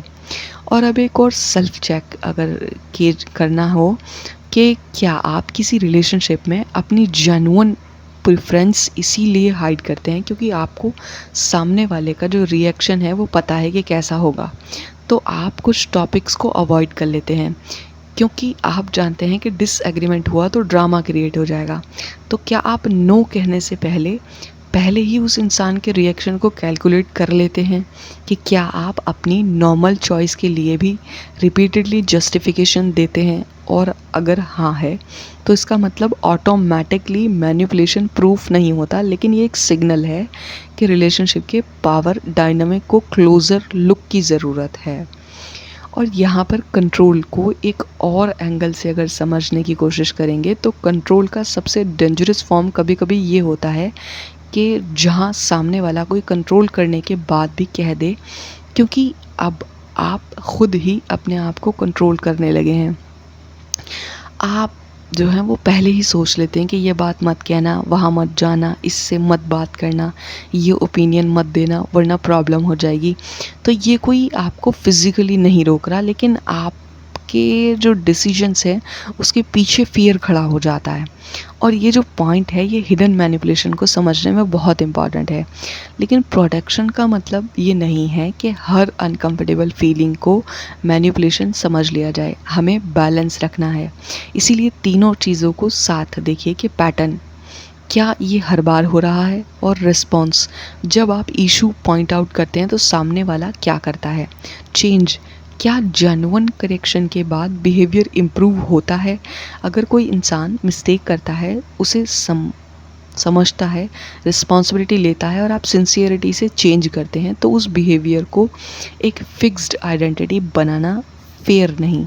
लेकिन अगर मिस्टेक रिपीट हो तो बाउंड्री रिपीट होकर क्रॉस हो, रिस्पॉन्सिबिलिटी को एस्केप हो, और अगर हर नई जस्टिफिकेशन आए तो अब आपको सिर्फ वर्ड नहीं, पैटर्न्स को सीरियसली लेना चाहिए।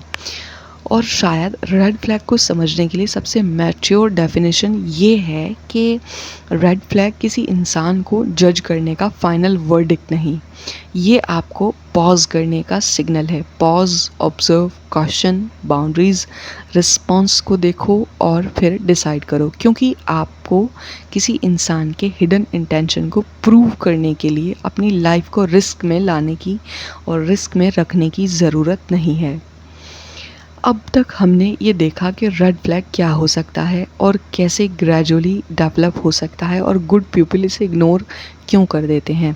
लेकिन अब एक बहुत इम्पॉर्टेंट क्वेश्चन है कि हर वार्निंग साइन को कब सीरियसली लेना चाहिए, क्योंकि अगर हम हर अनकंफर्टेबल बिहेवियर को रेड फ्लैग कह देंगे तो हम दोनों, मतलब हम दूसरों के जो अननेसेसरली जज करने लगेंगे हम सबको, और अगर हम रेड फ्लैग को एक्सक्यूज़ कर देंगे तो हम खुद को अननेसेसरली हार्म के अंदर रख सकते हैं। इसीलिए जो डिस्क्रिमिनेट जो है वो उसको समझना ज़रूरी है।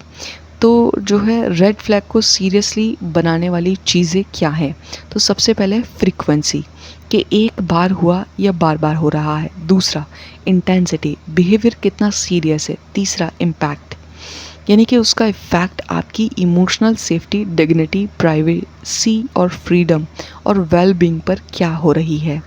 और चौथा है रिस्पॉन्स टू करेक्शन, आपने प्रॉब्लम को बताया तो सामने वाला क्या करता है।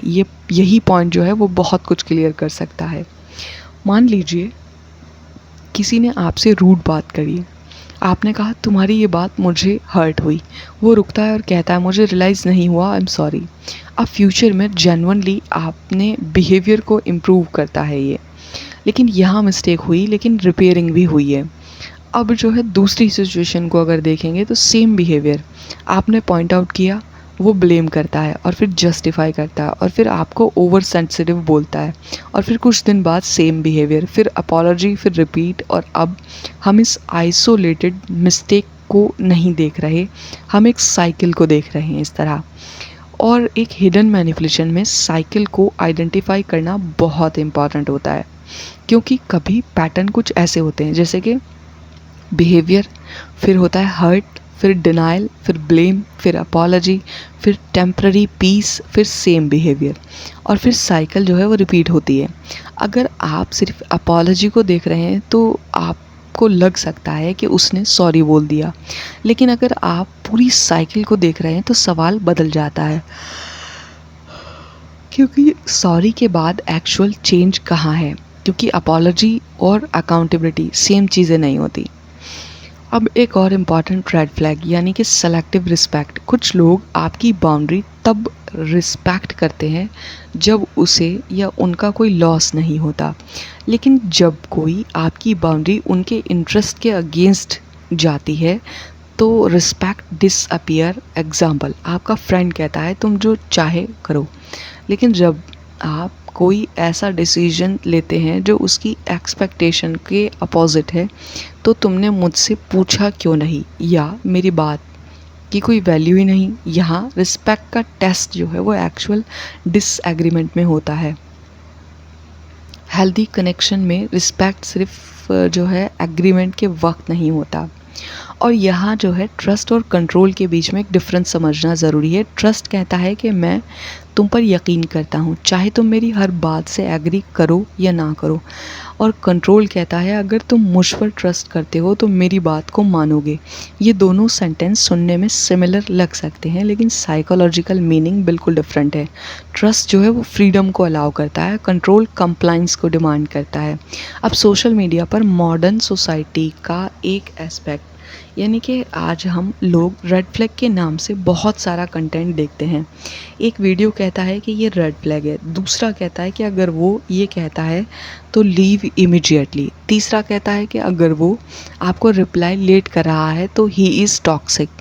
लेकिन रियल लाइफ में इतना ज़्यादा सिंपल नहीं होती रियल लाइफ, क्योंकि किसी का लेट रिप्लाई ऑटोमेटिकली मैनिपुलेशन नहीं होता, किसी का इंट्रोवर्ट होना रेड फ्लैग नहीं होता, किसी का डिसएग्रीमेंट करना रेड फ्लैग भी नहीं है, किसी का अपनी प्राइवेसी को रखना रेड फ्लैग नहीं है, किसी का नो कहना रेड फ्लैग नहीं है। रेड फ्लैग को कॉन्टेक्स्ट के साथ समझना पड़ता है। इसीलिए हम किसी एक वायरल चेक लिस्ट से इंसान के कैरेक्टर को डिसाइड नहीं करेंगे। हम पैटर्न को देखेंगे, कॉन्टेक्स्ट, फ्रीक्वेंसी, इम्पैक्ट और रिस्पॉन्स को देखेंगे। और इसके साथ ही एक और सीरियस इशू है कि फॉल्स रेड फ्लैग्स। कभी कभी हम अपने पास्ट एक्सपीरियंस की वजह से नॉर्मल बिहेवियर को भी डेंजर समझने लगते हैं।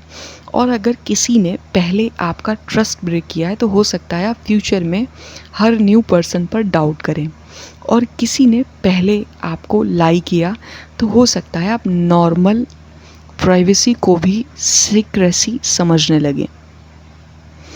इसीलिए सेल्फ अवेयरनेस भी बहुत ज़्यादा ज़रूरी होती है एक इंसान के लिए, क्योंकि क्वेश्चन सिर्फ क्या सामने वाला रेड फ्लैग है ये नहीं है, क्या ये भी पूछना चाहिए कि क्या मेरा फियर इस करंट एविडेंस पर बेस्ड है या मेरे पास्ट एक्सपीरियंस पर बेस्ड है। ये क्वेश्चन आपको अननेसेसरली सस्पिशन से भी प्रोटेक्ट करता है। तो फिर हेल्दी डिसएग्रीमेंट जो है क्या होता है, यानी कि no blind trust, no constant suspicions, बल्कि open eyes, clear boundaries, evidence based judgement. आप किसी को चांस दे सकते हैं लेकिन अपनी बाउंड्री के कोस्ट पर नहीं। आप किसी को समझ सकते हैं लेकिन रिपीटेड हार्म को एक्सक्यूज़ करना ज़रूरी नहीं। आप फॉरगिव कर सकते हैं लेकिन फॉरगिवनेस का मतलब ये नहीं है कि आपको वही एक्सेस दोबारा देना ही होगा। और सबसे इम्पॉर्टेंट, किसी को माफ़ करना और उस पर दोबारा वही लेवल ट्रस्ट रखना दोनों अलग अलग डिसीजंस हैं। ये डिफरेंसेस जो हैं आपको बहुत सारी हिडन मैनिपुलेशन से प्रोटेक्ट कर सकता है।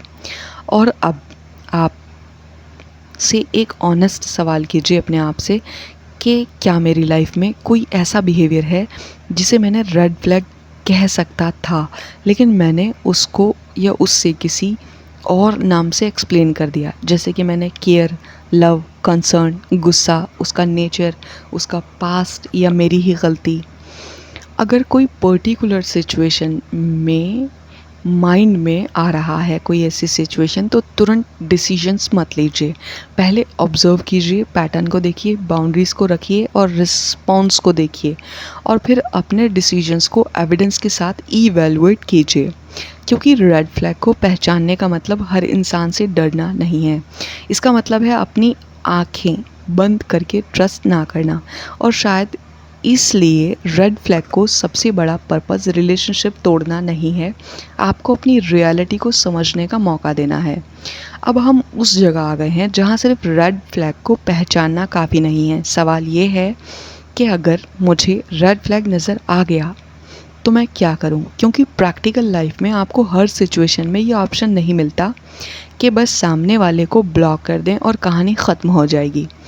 कभी वो फैमिली मेम्बर होता है, कभी कॉलीग्स होता है, कभी बिजनेस पार्टनर, कभी फ्रेंड, कभी नेबर, कभी टीचर, कभी स्टूडेंट और कभी कोई ऐसा पर्सन जिसे आप कंप्लीटली कट ऑफ भी नहीं कर सकते। और इसीलिए रेड फ्लैग आइडेंटिफाई करने के साथ प्रोटेक्शन स्ट्रैटेजी समझना भी बहुत ज़रूरी है। तो स्टेप 1 है कि अपनी ऑब्जर्वेशन को सीरियसली लीजिए। अगर कोई बिहेवियर रिपीटेडली अनकंफर्टेबल लग रहा है तो तुरंत अपने आप को ये कहकर डिसमिस मत कीजिए कि मैं ओवर थिंकिंग कर रहा हूँ। 1 बार, 2 बार, 3 बार पैटर्न को ऑब्जर्व कर लीजिए। खुद से पूछिए कि क्या हुआ, कितनी बार हुआ, मैंने बाउंड्रीज रखी थी या नहीं रखी थी, उसका रिस्पॉन्स क्या था, क्या बाद में बिहेवियर चेंज हुआ था, क्या वो वाकई में जो कुछ बातें कर रहा है वो मेरे लिए लॉयल है कि नहीं है, या वो सच में मेरे फ़ायदेमंद बातें कर रहा है कि नहीं। क्योंकि सामने वाला तो आपको यही बताकर बात करेगा कि मैं आपके फ़ायदे के लिए बात कर रहा हूँ, मगर उसके पीछे उसका इंटेंशन कुछ और भी हो सकता है। तो उसका पैटर्न जानना बहुत ज़रूरी है। तो ये जो क्वेश्चन है ये आपके इमोशन से आपको निकाल कर रियलिटी के क्लोज़र लेकर जाता है। स्टेप नंबर 2 है बाउंड्री को क्लियर कीजिए। बाउंड्री का मतलब धमकी नहीं है, बाउंड्री का मतलब है कि मैं क्या एक्सेप्ट करूँगा और क्या नहीं। एग्जाम्पल, मैं इस टोन में कन्वर्सेशन को कंटिन्यू रखूँगा या नहीं। मैं पर्सनल इन्फॉर्मेशन में मेरी परमिशन के बिना शेयर मत कीजिए। मेरी इस डिसीजन के लिए प्रेशर को एक्सेप्ट नहीं करूँगा मैं। अगर डिसएग्रीमेंट होगा तो रिस्पेक्टफुल बात करेंगे। नोटिस कीजिएगा कि हेल्दी बाउंड्रीज़ में आप सामने वाले को कंट्रोल नहीं कर रहे, आप अपने रिस्पॉन्स को डिफ़ाइन कर रहे हैं। क्योंकि जब आपकी किसी से दोस्ती होती है और आपने 4 बात अपने बारे में उसको बता दिया, अब फ्यूचर में अगर उसको आपकी ज़रूरत पड़ती है और आप, कई बार ऐसा होता है कि आप नहीं कॉल पिक करने की सिचुएशन में होते, आप कहीं ना कहीं होते हो, अब सामने वाले को लगा कि यार ये कॉल पिक नहीं कर पा रहा, तो आपने जो उसे अपनी प्राइवेट बात बताई है वो उसी के सिलसिले में बहाना बनाकर, एक्सक्यूज़ बनाकर, कोई नई कहानी बनाकर आपको नॉन स्टॉप मैसेज करना शुरू करता है, कॉल करना शुरू करता है, ये सोच के कि वो अगर आपको इमोशनली ट्रैप करेगा तो डेफिनेटली आप फटाफट से आंसर करोगे। क्योंकि सामने वाला वो इंटरेस्टिंग टॉपिक निकाल कर लेकर आता है अपनी अकल के मुताबिक, कि उसे लगता है कि शायद आप इस बात पे बहुत जल्दी क्विक रिस्पॉन्स देंगे अगर आप उसका कॉल पिक नहीं कर पा रहे हो। तो क्या होगा कि वो आपको डेफिनेटली साइलेंट मैनिपुलेट करने की कोशिश कर रहा है, और ये एक हिडन मैनिपुलेशन है। तो जो सामने वाला जो कह रहा है कि ओके आई अंडरस्टैंड और बिहेवियर इम्प्रूव करता है तो ये पॉजिटिव साइन है। लेकिन अगर वो गिल्ट को क्रिएट कर रहा है, प्रेशर को डाल रहा है, आपको इंसल्ट कर रहा है, आपकी बाउंड्रीज़ का मजाक बना रहा है, आपको पनिश कर रहा है या रिपीटेडली बाउंड्रीज़ को तोड़ रहा है, तो रेड फ्लैग अब और ज़्यादा क्लियर हो जाता है। अब स्टेप नंबर है 4, एक्सेस को रिलीज़ कीजिए। ये बहुत इंपॉर्टेंट है, क्योंकि अगर कोई आपके ट्रस्ट का मिसयूज़ कर रहा है तो सिचुएशन हमेशा ये नहीं होता कि मैं उसको समझता रहूँगा, कभी सॉल्यूशन होता है मैं इस पर्सन को कितना एक्सेस दे रहा हूँ। हर इंसान को आपकी प्राइवेट लाइफ का सेम लेवल का एक्सेस नहीं मिलना चाहिए, और किसी को सिर्फ प्रोफेशनल एक्सेस होना चाहिए, किसी को सोशल एक्सेस होना चाहिए, किसी को लिमिटेड पर्सनल एक्सेस होना चाहिए, और किसी को डीप इमोशनल एक्सेस। ट्रस्ट के साथ एक्सेस ग्रेजुअली जो है बिल्ड होना चाहिए। अगर ट्रस्ट जो है वो मिसयूज़ हो तो एक्सेस रिड्यूस करना पनिशमेंट नहीं, प्रोटेक्शन हो सकता है। स्टेप नंबर 5 को देखेंगे कि हर बात एक्सप्लेन करना बंद कीजिए। क्योंकि जो मैनिपुलेटिव डायनामिक में अगर आपको बार बार अपने डिसीजंस को जस्टिफाई करना पड़ सकता है या पड़ रहा है कि मैं ये क्यों किया मैंने, और मैंने उसे क्यों बात की, मैं वहाँ क्यों गया, मैंने तुम्हें रिप्लाई क्यों नहीं दिया, कभी एक्सप्लेनेशन ज़रूरी होती है। लेकिन हर नॉर्मल जो है पर्सनल डिसीजंस के लिए एंडलेस जस्टिफिकेशन ज़रूरी नहीं होती। आपको हर बाउंड्रीज़ के लिए 10 पेजेस जो है डिफेंस नहीं देना, क्योंकि कभी simple no I am not comfortable that with that काफ़ी होता है यार। और एक बहुत इम्पॉर्टेंट, प्रोटेक्शन, आइसोलेशन से बचिए। अगर कोई रिलेशनशिप आपको ग्रेजुअली सबसे डिस्कनेक्ट कर रहा है तो अपना सपोर्ट सिस्टम को मेंटेन कीजिए, क्योंकि ट्रस्ट, फैमिली और मैच्योर फ्रेंड्स, प्रोफेशनल एडवाइस और रेलेवेंट अथॉरिटीज़ और सिचुएशन के अकॉर्डिंग, क्योंकि जो है कोई मैनिपुलेशन तब और पावरफुल हो सकती है जब विक्टिम के पास रियलिटी चेक करने के लिए कोई एक्सटर्नल पर्सपेक्टिव ना बचे।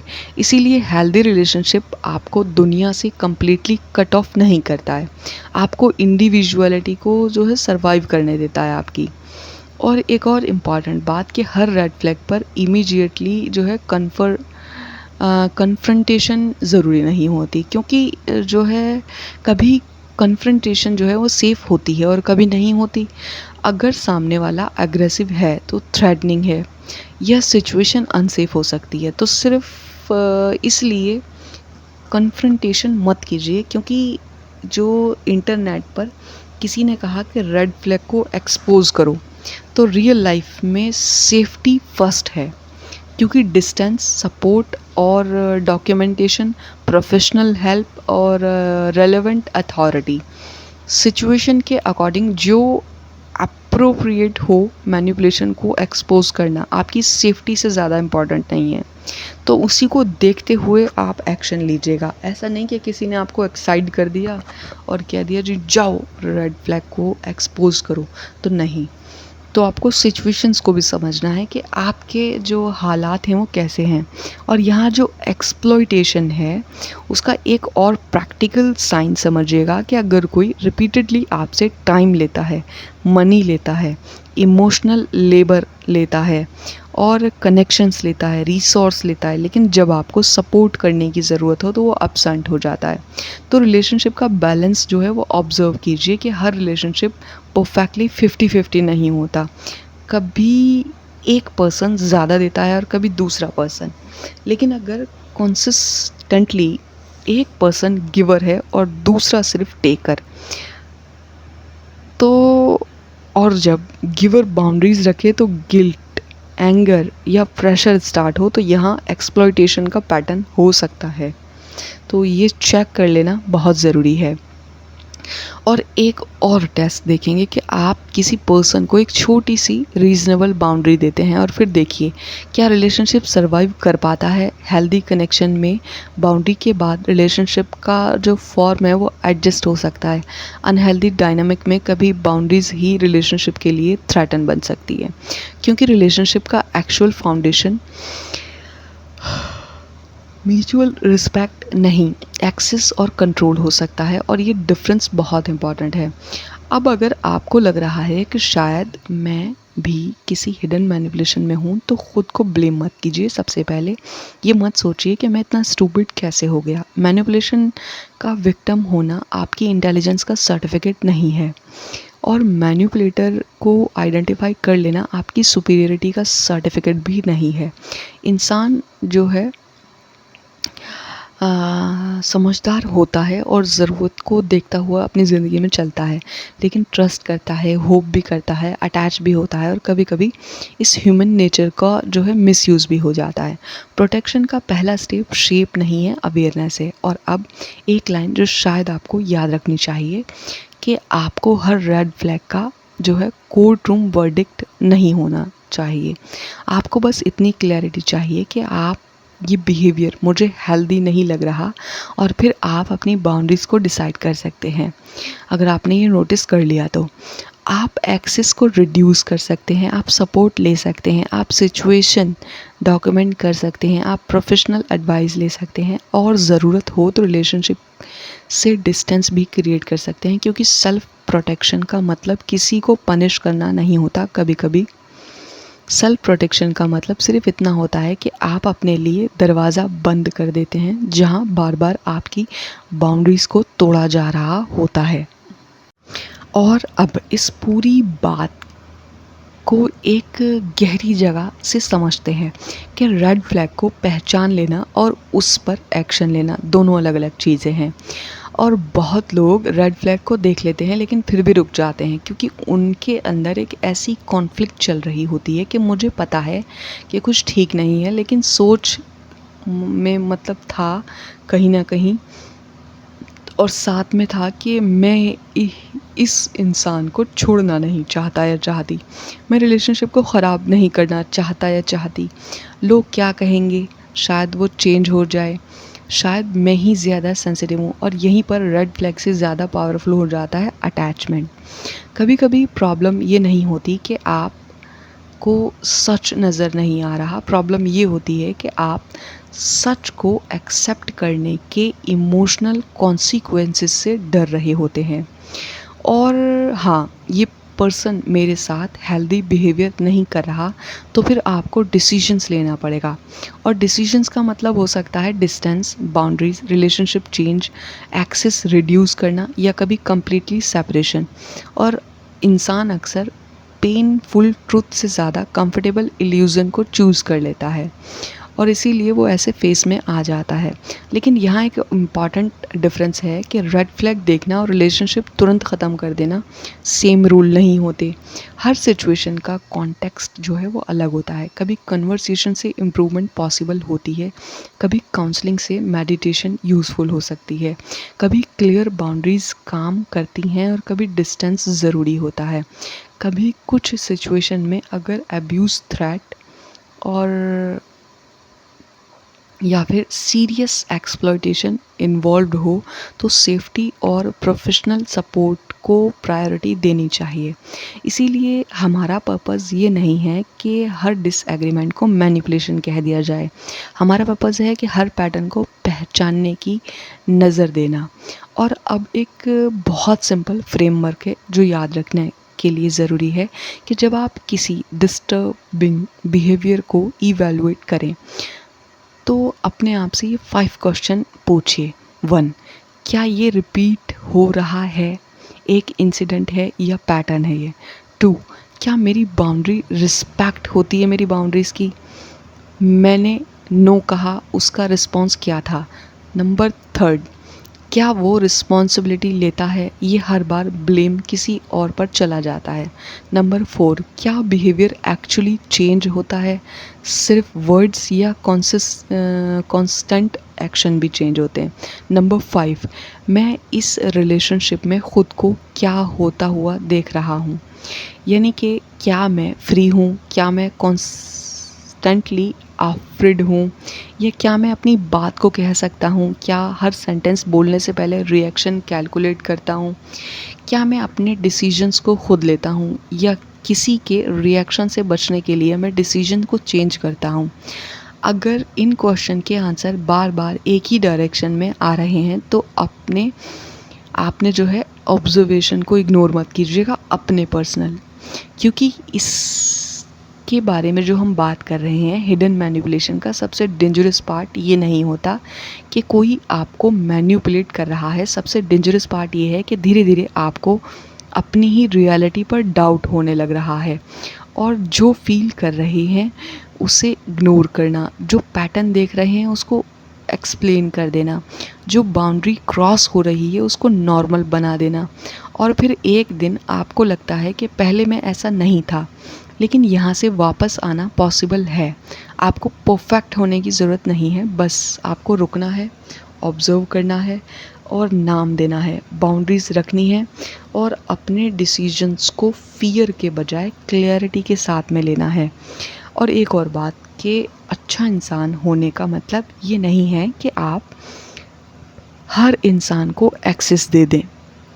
आप काइंड हो सकते हैं, आप सेलेक्टिव हो सकते हैं, आप फॉरगिविंग हो सकते हैं, आप बाउंड्रीज भी रख सकते हैं, आप एम्पैथेटिक हो सकते हैं, फिर भी मैनिपुलेशन को रिजेक्ट कर सकते हैं आप, और आप किसी के स्ट्रगल को समझ सकते हैं और फिर भी आप कह सकते हैं कि मैं तुम्हारी सिचुएशन को समझता हूँ, लेकिन ये बिहेवियर जो है ये मेरे लिए एक्सेप्टेबल नहीं है।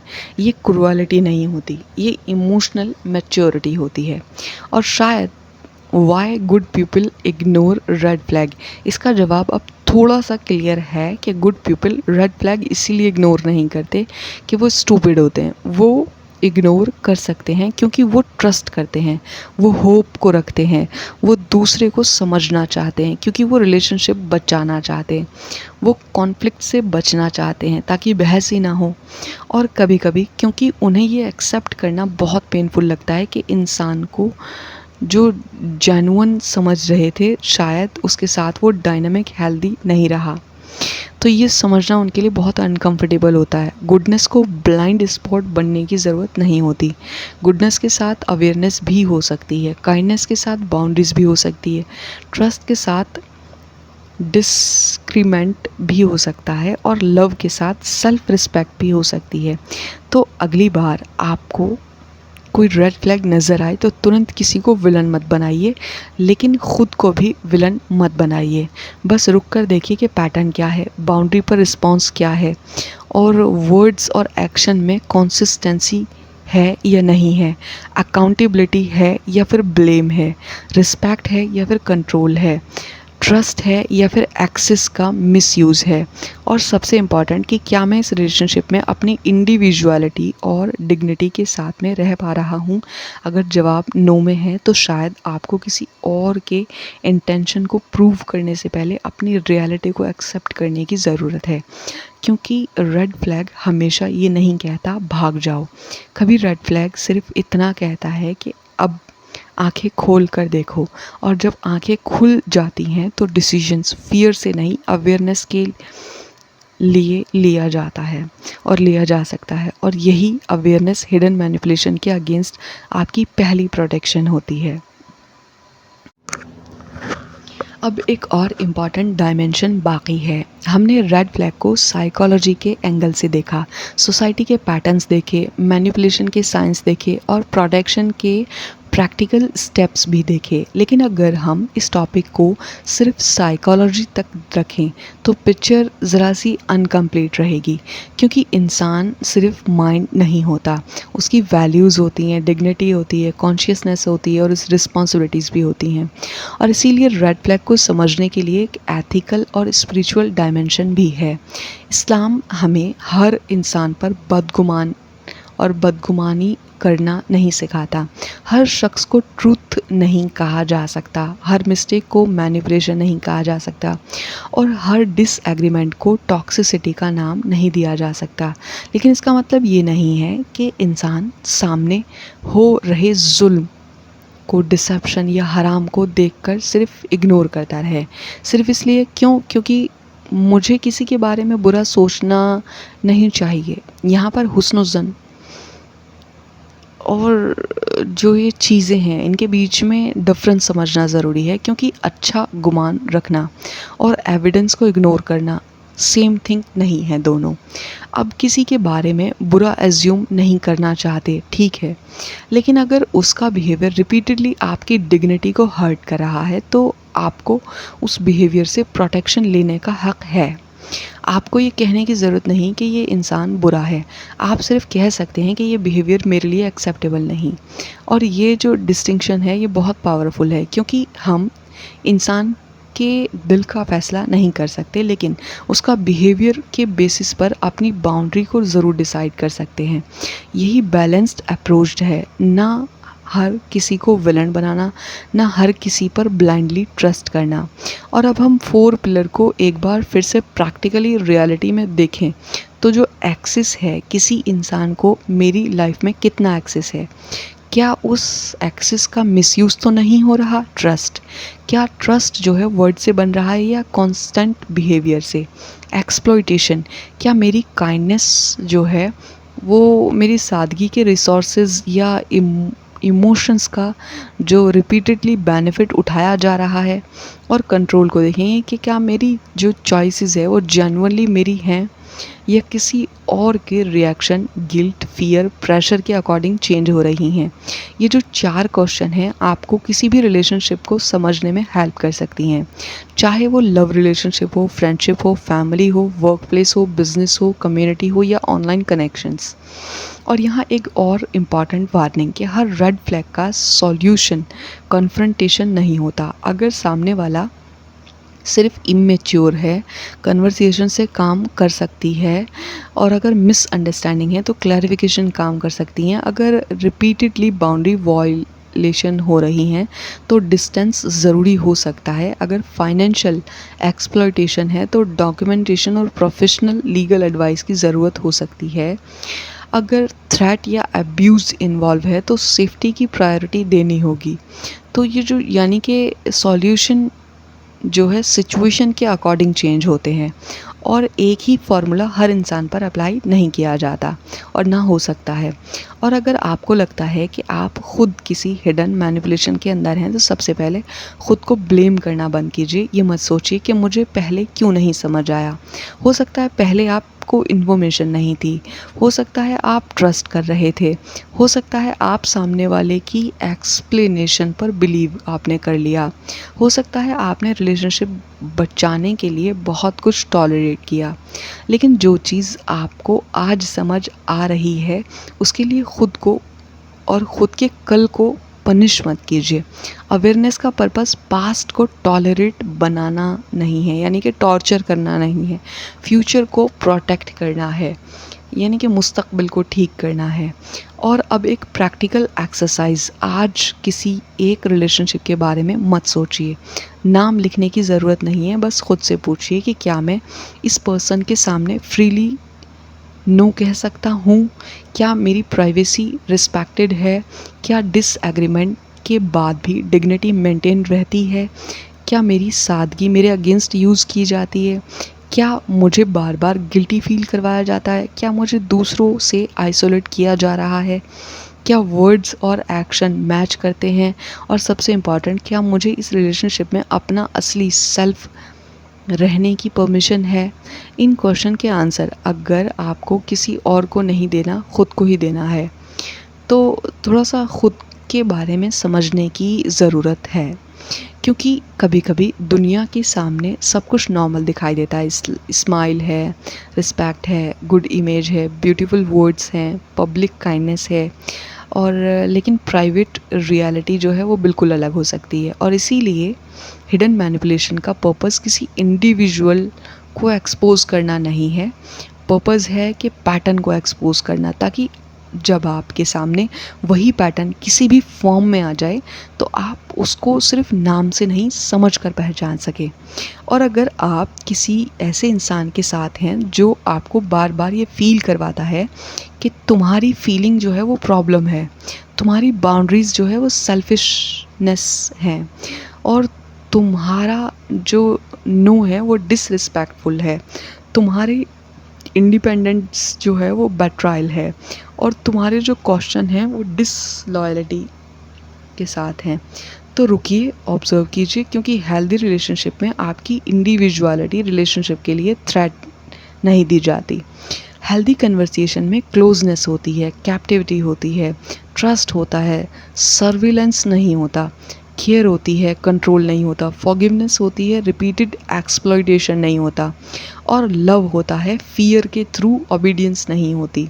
इस एपिसोड का सबसे इम्पॉर्टेंट लेसन शायद ये नहीं है कि रेड फ्लैग क्या है, बल्कि ये है कि रेड फ्लैग को देखने के बाद अपनी आंखें बंद मत कीजिए, क्योंकि किसी को तुरंत जज भी मत कीजिए, मगर ऑब्जर्व कीजिए, क्वेश्चन कीजिए, बाउंड्री को रखिए, रिस्पॉन्स को देखिए, पैटर्न को समझिए, और फिर अपने लिए रिस्पॉन्सिबल डिसीजन ले लीजिए जो आपको बेहतर लगे। क्योंकि आपको हर इंसान के हिडन इंटेंशन जानने की एबिलिटी नहीं चाहिए, आपको चाहिए सिर्फ अपने सामने मौजूद रियलिटी को ऑनेस्टली देखने की हिम्मत। और कभी कभी वही हिम्मत आपको एक ऐसे रिलेशनशिप से बचा लेती है जिसमें आपको बहुत देर तक लगता रहा कि सब कुछ ठीक है, जबकि अंदर ही अंदर सब कुछ ठीक नहीं था। और अब इस पूरे एपिसोड को ख़त्म करने से पहले हम आपसे एक आखिरी सवाल की जानिब अगर चलें और पूछें कि अगर आपको कोई रेड फ्लैग दिखाया जाए तो क्या आप उसे पहचान पाएंगे? तो शायद आज से पहले आप रेड फ्लैग को इतना सिर्फ एक लिस्ट में समझते थे, लेकिन रेड फ्लैग सिर्फ ये नहीं होता कि कोई गुस्सा करता है, कोई झूठ बोलता है, कोई कंट्रोल करता है। रेड फ्लैग एक पैटर्न भी हो सकता है, और आपका नो जो है वो एक्सेप्ट ना करना, आपकी जो सादगी है, आपका जो भोलापन है, आपकी शराफत है, आपकी इंसानियत है को आप ही के अगेंस्ट यूज़ करना, आपकी बाउंड्रीज़ को बार बार टेस्ट करना, और हर गलती का ब्लेम आप पर डालना, आपको गिल्ट के थ्रू कंट्रोल करना, आपको दूसरों से आइसोलेट करना, आपकी प्राइवेसी को अपना हक समझना, और आपके ट्रस्ट को एक्सेस में कन्वर्ट करना, और फिर आपको इतना कंफ्यूज कर देना कि आप सामने वाले के बिहेवियर से ज़्यादा अपने आप पर डाउट करने लगें। लेकिन एक बात हमेशा याद रखिएगा कि हर रेड फ्लैग का मतलब ये नहीं है कि सामने वाला इंसान बुरा है। हर जो मिस्टेक है वो मैनिपुलेशन नहीं है। हम किसी का दिल का फ़ैसला नहीं कर सकते, मगर अपनी बाउंड्री का फ़ैसला ज़रूर कर सकते हैं, अपनी सेफ्टी का फ़ैसला कर सकते हैं, डिग्निटी का फ़ैसला कर सकते हैं, और हम डिसाइड कर सकते हैं कि इंसान जिसको हमें अपनी लाइफ में रखना है वो कितना एक्सेस देना है उसको, किसी को अपनी लाइफ में। सो आप अच्छे इंसान हैं तो अच्छा रहना मत छोड़िए, लेकिन अपनी गुडनेस को अपनी वीकनेस मत बनने दीजिए। क्योंकि काइंडनेस रखिए लेकिन बाउंड्रीज़ के साथ, ट्रस्ट रखिए लेकिन ऑब्जर्वेशन के साथ, फॉरगिवनेस रखिए लेकिन रिपीटेडली हार्म को नॉर्मलाइज किए बगैर, एम्पैथी रखिए लेकिन अपनी डिग्निटी को सेक्रीफाइस किए बगैर, और सबसे इम्पॉर्टेंट, किसी को समझने के चक्कर में आप खुद को मत खोइए। अगर आज के एपिसोड के बाद आपके माइंड में किसी पर्टिकुलर पर्सन का ख्याल आता है तो तुरंत उस इंसान को विलन डिक्लेयर मत कीजिए। बस थोड़ा रुक कर सोचिए, उसके वर्ड्स नहीं, उसके पैटर्न्स को देखना है आपको, उसकी प्रॉमिसेस को नहीं, उसकी कंसिस्टेंसी को देखना है, उसकी अपॉलॉजी को नहीं, उसके चेंजेस को देखना है। और सबसे ज़्यादा आपके नो के बाद उसका बिहेवियर देखिए, क्योंकि कभी कभी इंसान का असली कैरेक्टर तब नहीं दिखता जब वो आपको पाना चाहता है। असली पिक्चर तब दिखने लगती है जब आप उसकी मर्ज़ी के अगेंस्ट खड़े हो जाते हैं। अगर आप खुद किसी हिडन मैनिपुलेशन के अंदर हैं तो पहले आप अपने आप को स्टूपिड मत कहिए। आपको शायद मैनिपुलेशन इसीलिए नहीं किया गया क्योंकि आप वीक थे। हो सकता है आपने ट्रस्ट किया, आपने केयर की, आपने रिलेशनशिप को इम्पोर्टेंस दे दी, आप किसी को बेनिफिट ऑफ डाउट दिया आपने, और किसी ने उसी गुडनेस का फ़ायदा उठा लिया। लेकिन अब अगर पैटर्न समझ आ गया है तो वही अवेयरनेस आपकी प्रोटेक्शन बन सकती है। और इसीलिए रेड फ्लैग का मतलब सिर्फ रन नहीं होता, इसका मतलब होता है pause, observe, caution, boundaries, verify, protect your self, और अगर ज़रूरत हो तो डिस्टेंस। क्योंकि आपको किसी को पनिश करने के लिए बाउंड्रीज़ नहीं चाहिए, आपको ख़ुद को प्रोटेक्ट करने के लिए बाउंड्रीज़ चाहिए। और शायद आज के एपिसोड का सबसे इम्पॉर्टेंट लाइन ये है कि रेड फ्लैग को इग्नोर करना काइंडनेस नहीं है। कभी कभी अपने साथ नाइंसाफ़ी हो जाती है इंसान के साथ, इसीलिए अच्छे रहिए लेकिन अंधे मत बनिए। ट्रस्ट कीजिए लेकिन अपनी आँखों को खुला रखिए। मोहब्बत कीजिए मगर अपनी डिग्निटी के साथ, और किसी को समझने की कोशिश में अपनी रियलिटी को डिनाई मत कीजिए। अगर आपको लगता है कि शायद ये वीडियो किसी ऐसे इंसान तक पहुंचनी चाहिए जो अभी किसी हिडन मैनिपुलेशन को समझ नहीं पा रहा, तो इस एपिसोड को उस तक ज़रूर पहुंचाइए। हो सकता है आपको और आपके लिए ये सिर्फ एक वीडियो हो, लेकिन उसके लिए या किसी और के लिए एक रियलाइजेशन हो, एक सवाल हो, एक बाउंड्री हो, और शायद एक ऐसी लाइफ की बिगनिंग हो जहां वो पहली बार समझ सके कि उसके साथ जो हो रहा है वो नॉर्मल नहीं है। और अब अपने दिल में एक बात रखिए कि हर अच्छा इंसान आपके लिए अच्छा इंसान नहीं होता, और हर स्वीट बिहेवियर हेल्दी इंटेंशन का प्रूफ नहीं होता। वर्ड्स को सुनिए लेकिन पैटर्न देखिए, प्रॉमिसेस सुनिए लेकिन एक्शंस को देखिए, और जब रेड फ्लैग सामने आए तो उसे तुरंत इग्नोर मत कीजिए, समझने की हिम्मत कीजिए। अल्लाह हमें लोगों की ज़ाहिरी रवैये के साथ उनके पैटर्न को समझने की बसीरत अता फरमाए। हमें ऐसा दिल दे जो किसी पर जुल्म ना करे, लेकिन ख़ुद पर जुल्म को भी नॉर्मल ना समझे। हमें हिकमत अता करे कि हम बदगुमानी से भी बचें और नेगेटिविटी से भी बचें। हमें बाउंड्रीज़ रखने की हिम्मत दे और अपनी डिग्निटी को प्रोटेक्ट करने की समझ दे। और जब कोई हमारी गुडनेस का मिसयूज़ करे तो उसे पहचानने और उससे बचने की बसीरत अता फरमाए। आमीन। ये था हिडन मैनिपुलेशन सीरीज़ का एपिसोड 6, जो कि था रेड फ्लैग, यानी कि why good people ignore red flag. This side advocate N Sheikh Siddiqui, और आप देख रहे हैं the bridge of pearls officials. याद रखिएगा कि हर मैनिपुलेशन लाउड नहीं होती, कुछ मैनिपुलेशन इतनी खामोश होती हैं कि इंसान को पता ही नहीं चलता कि गेम कब शुरू हुआ है।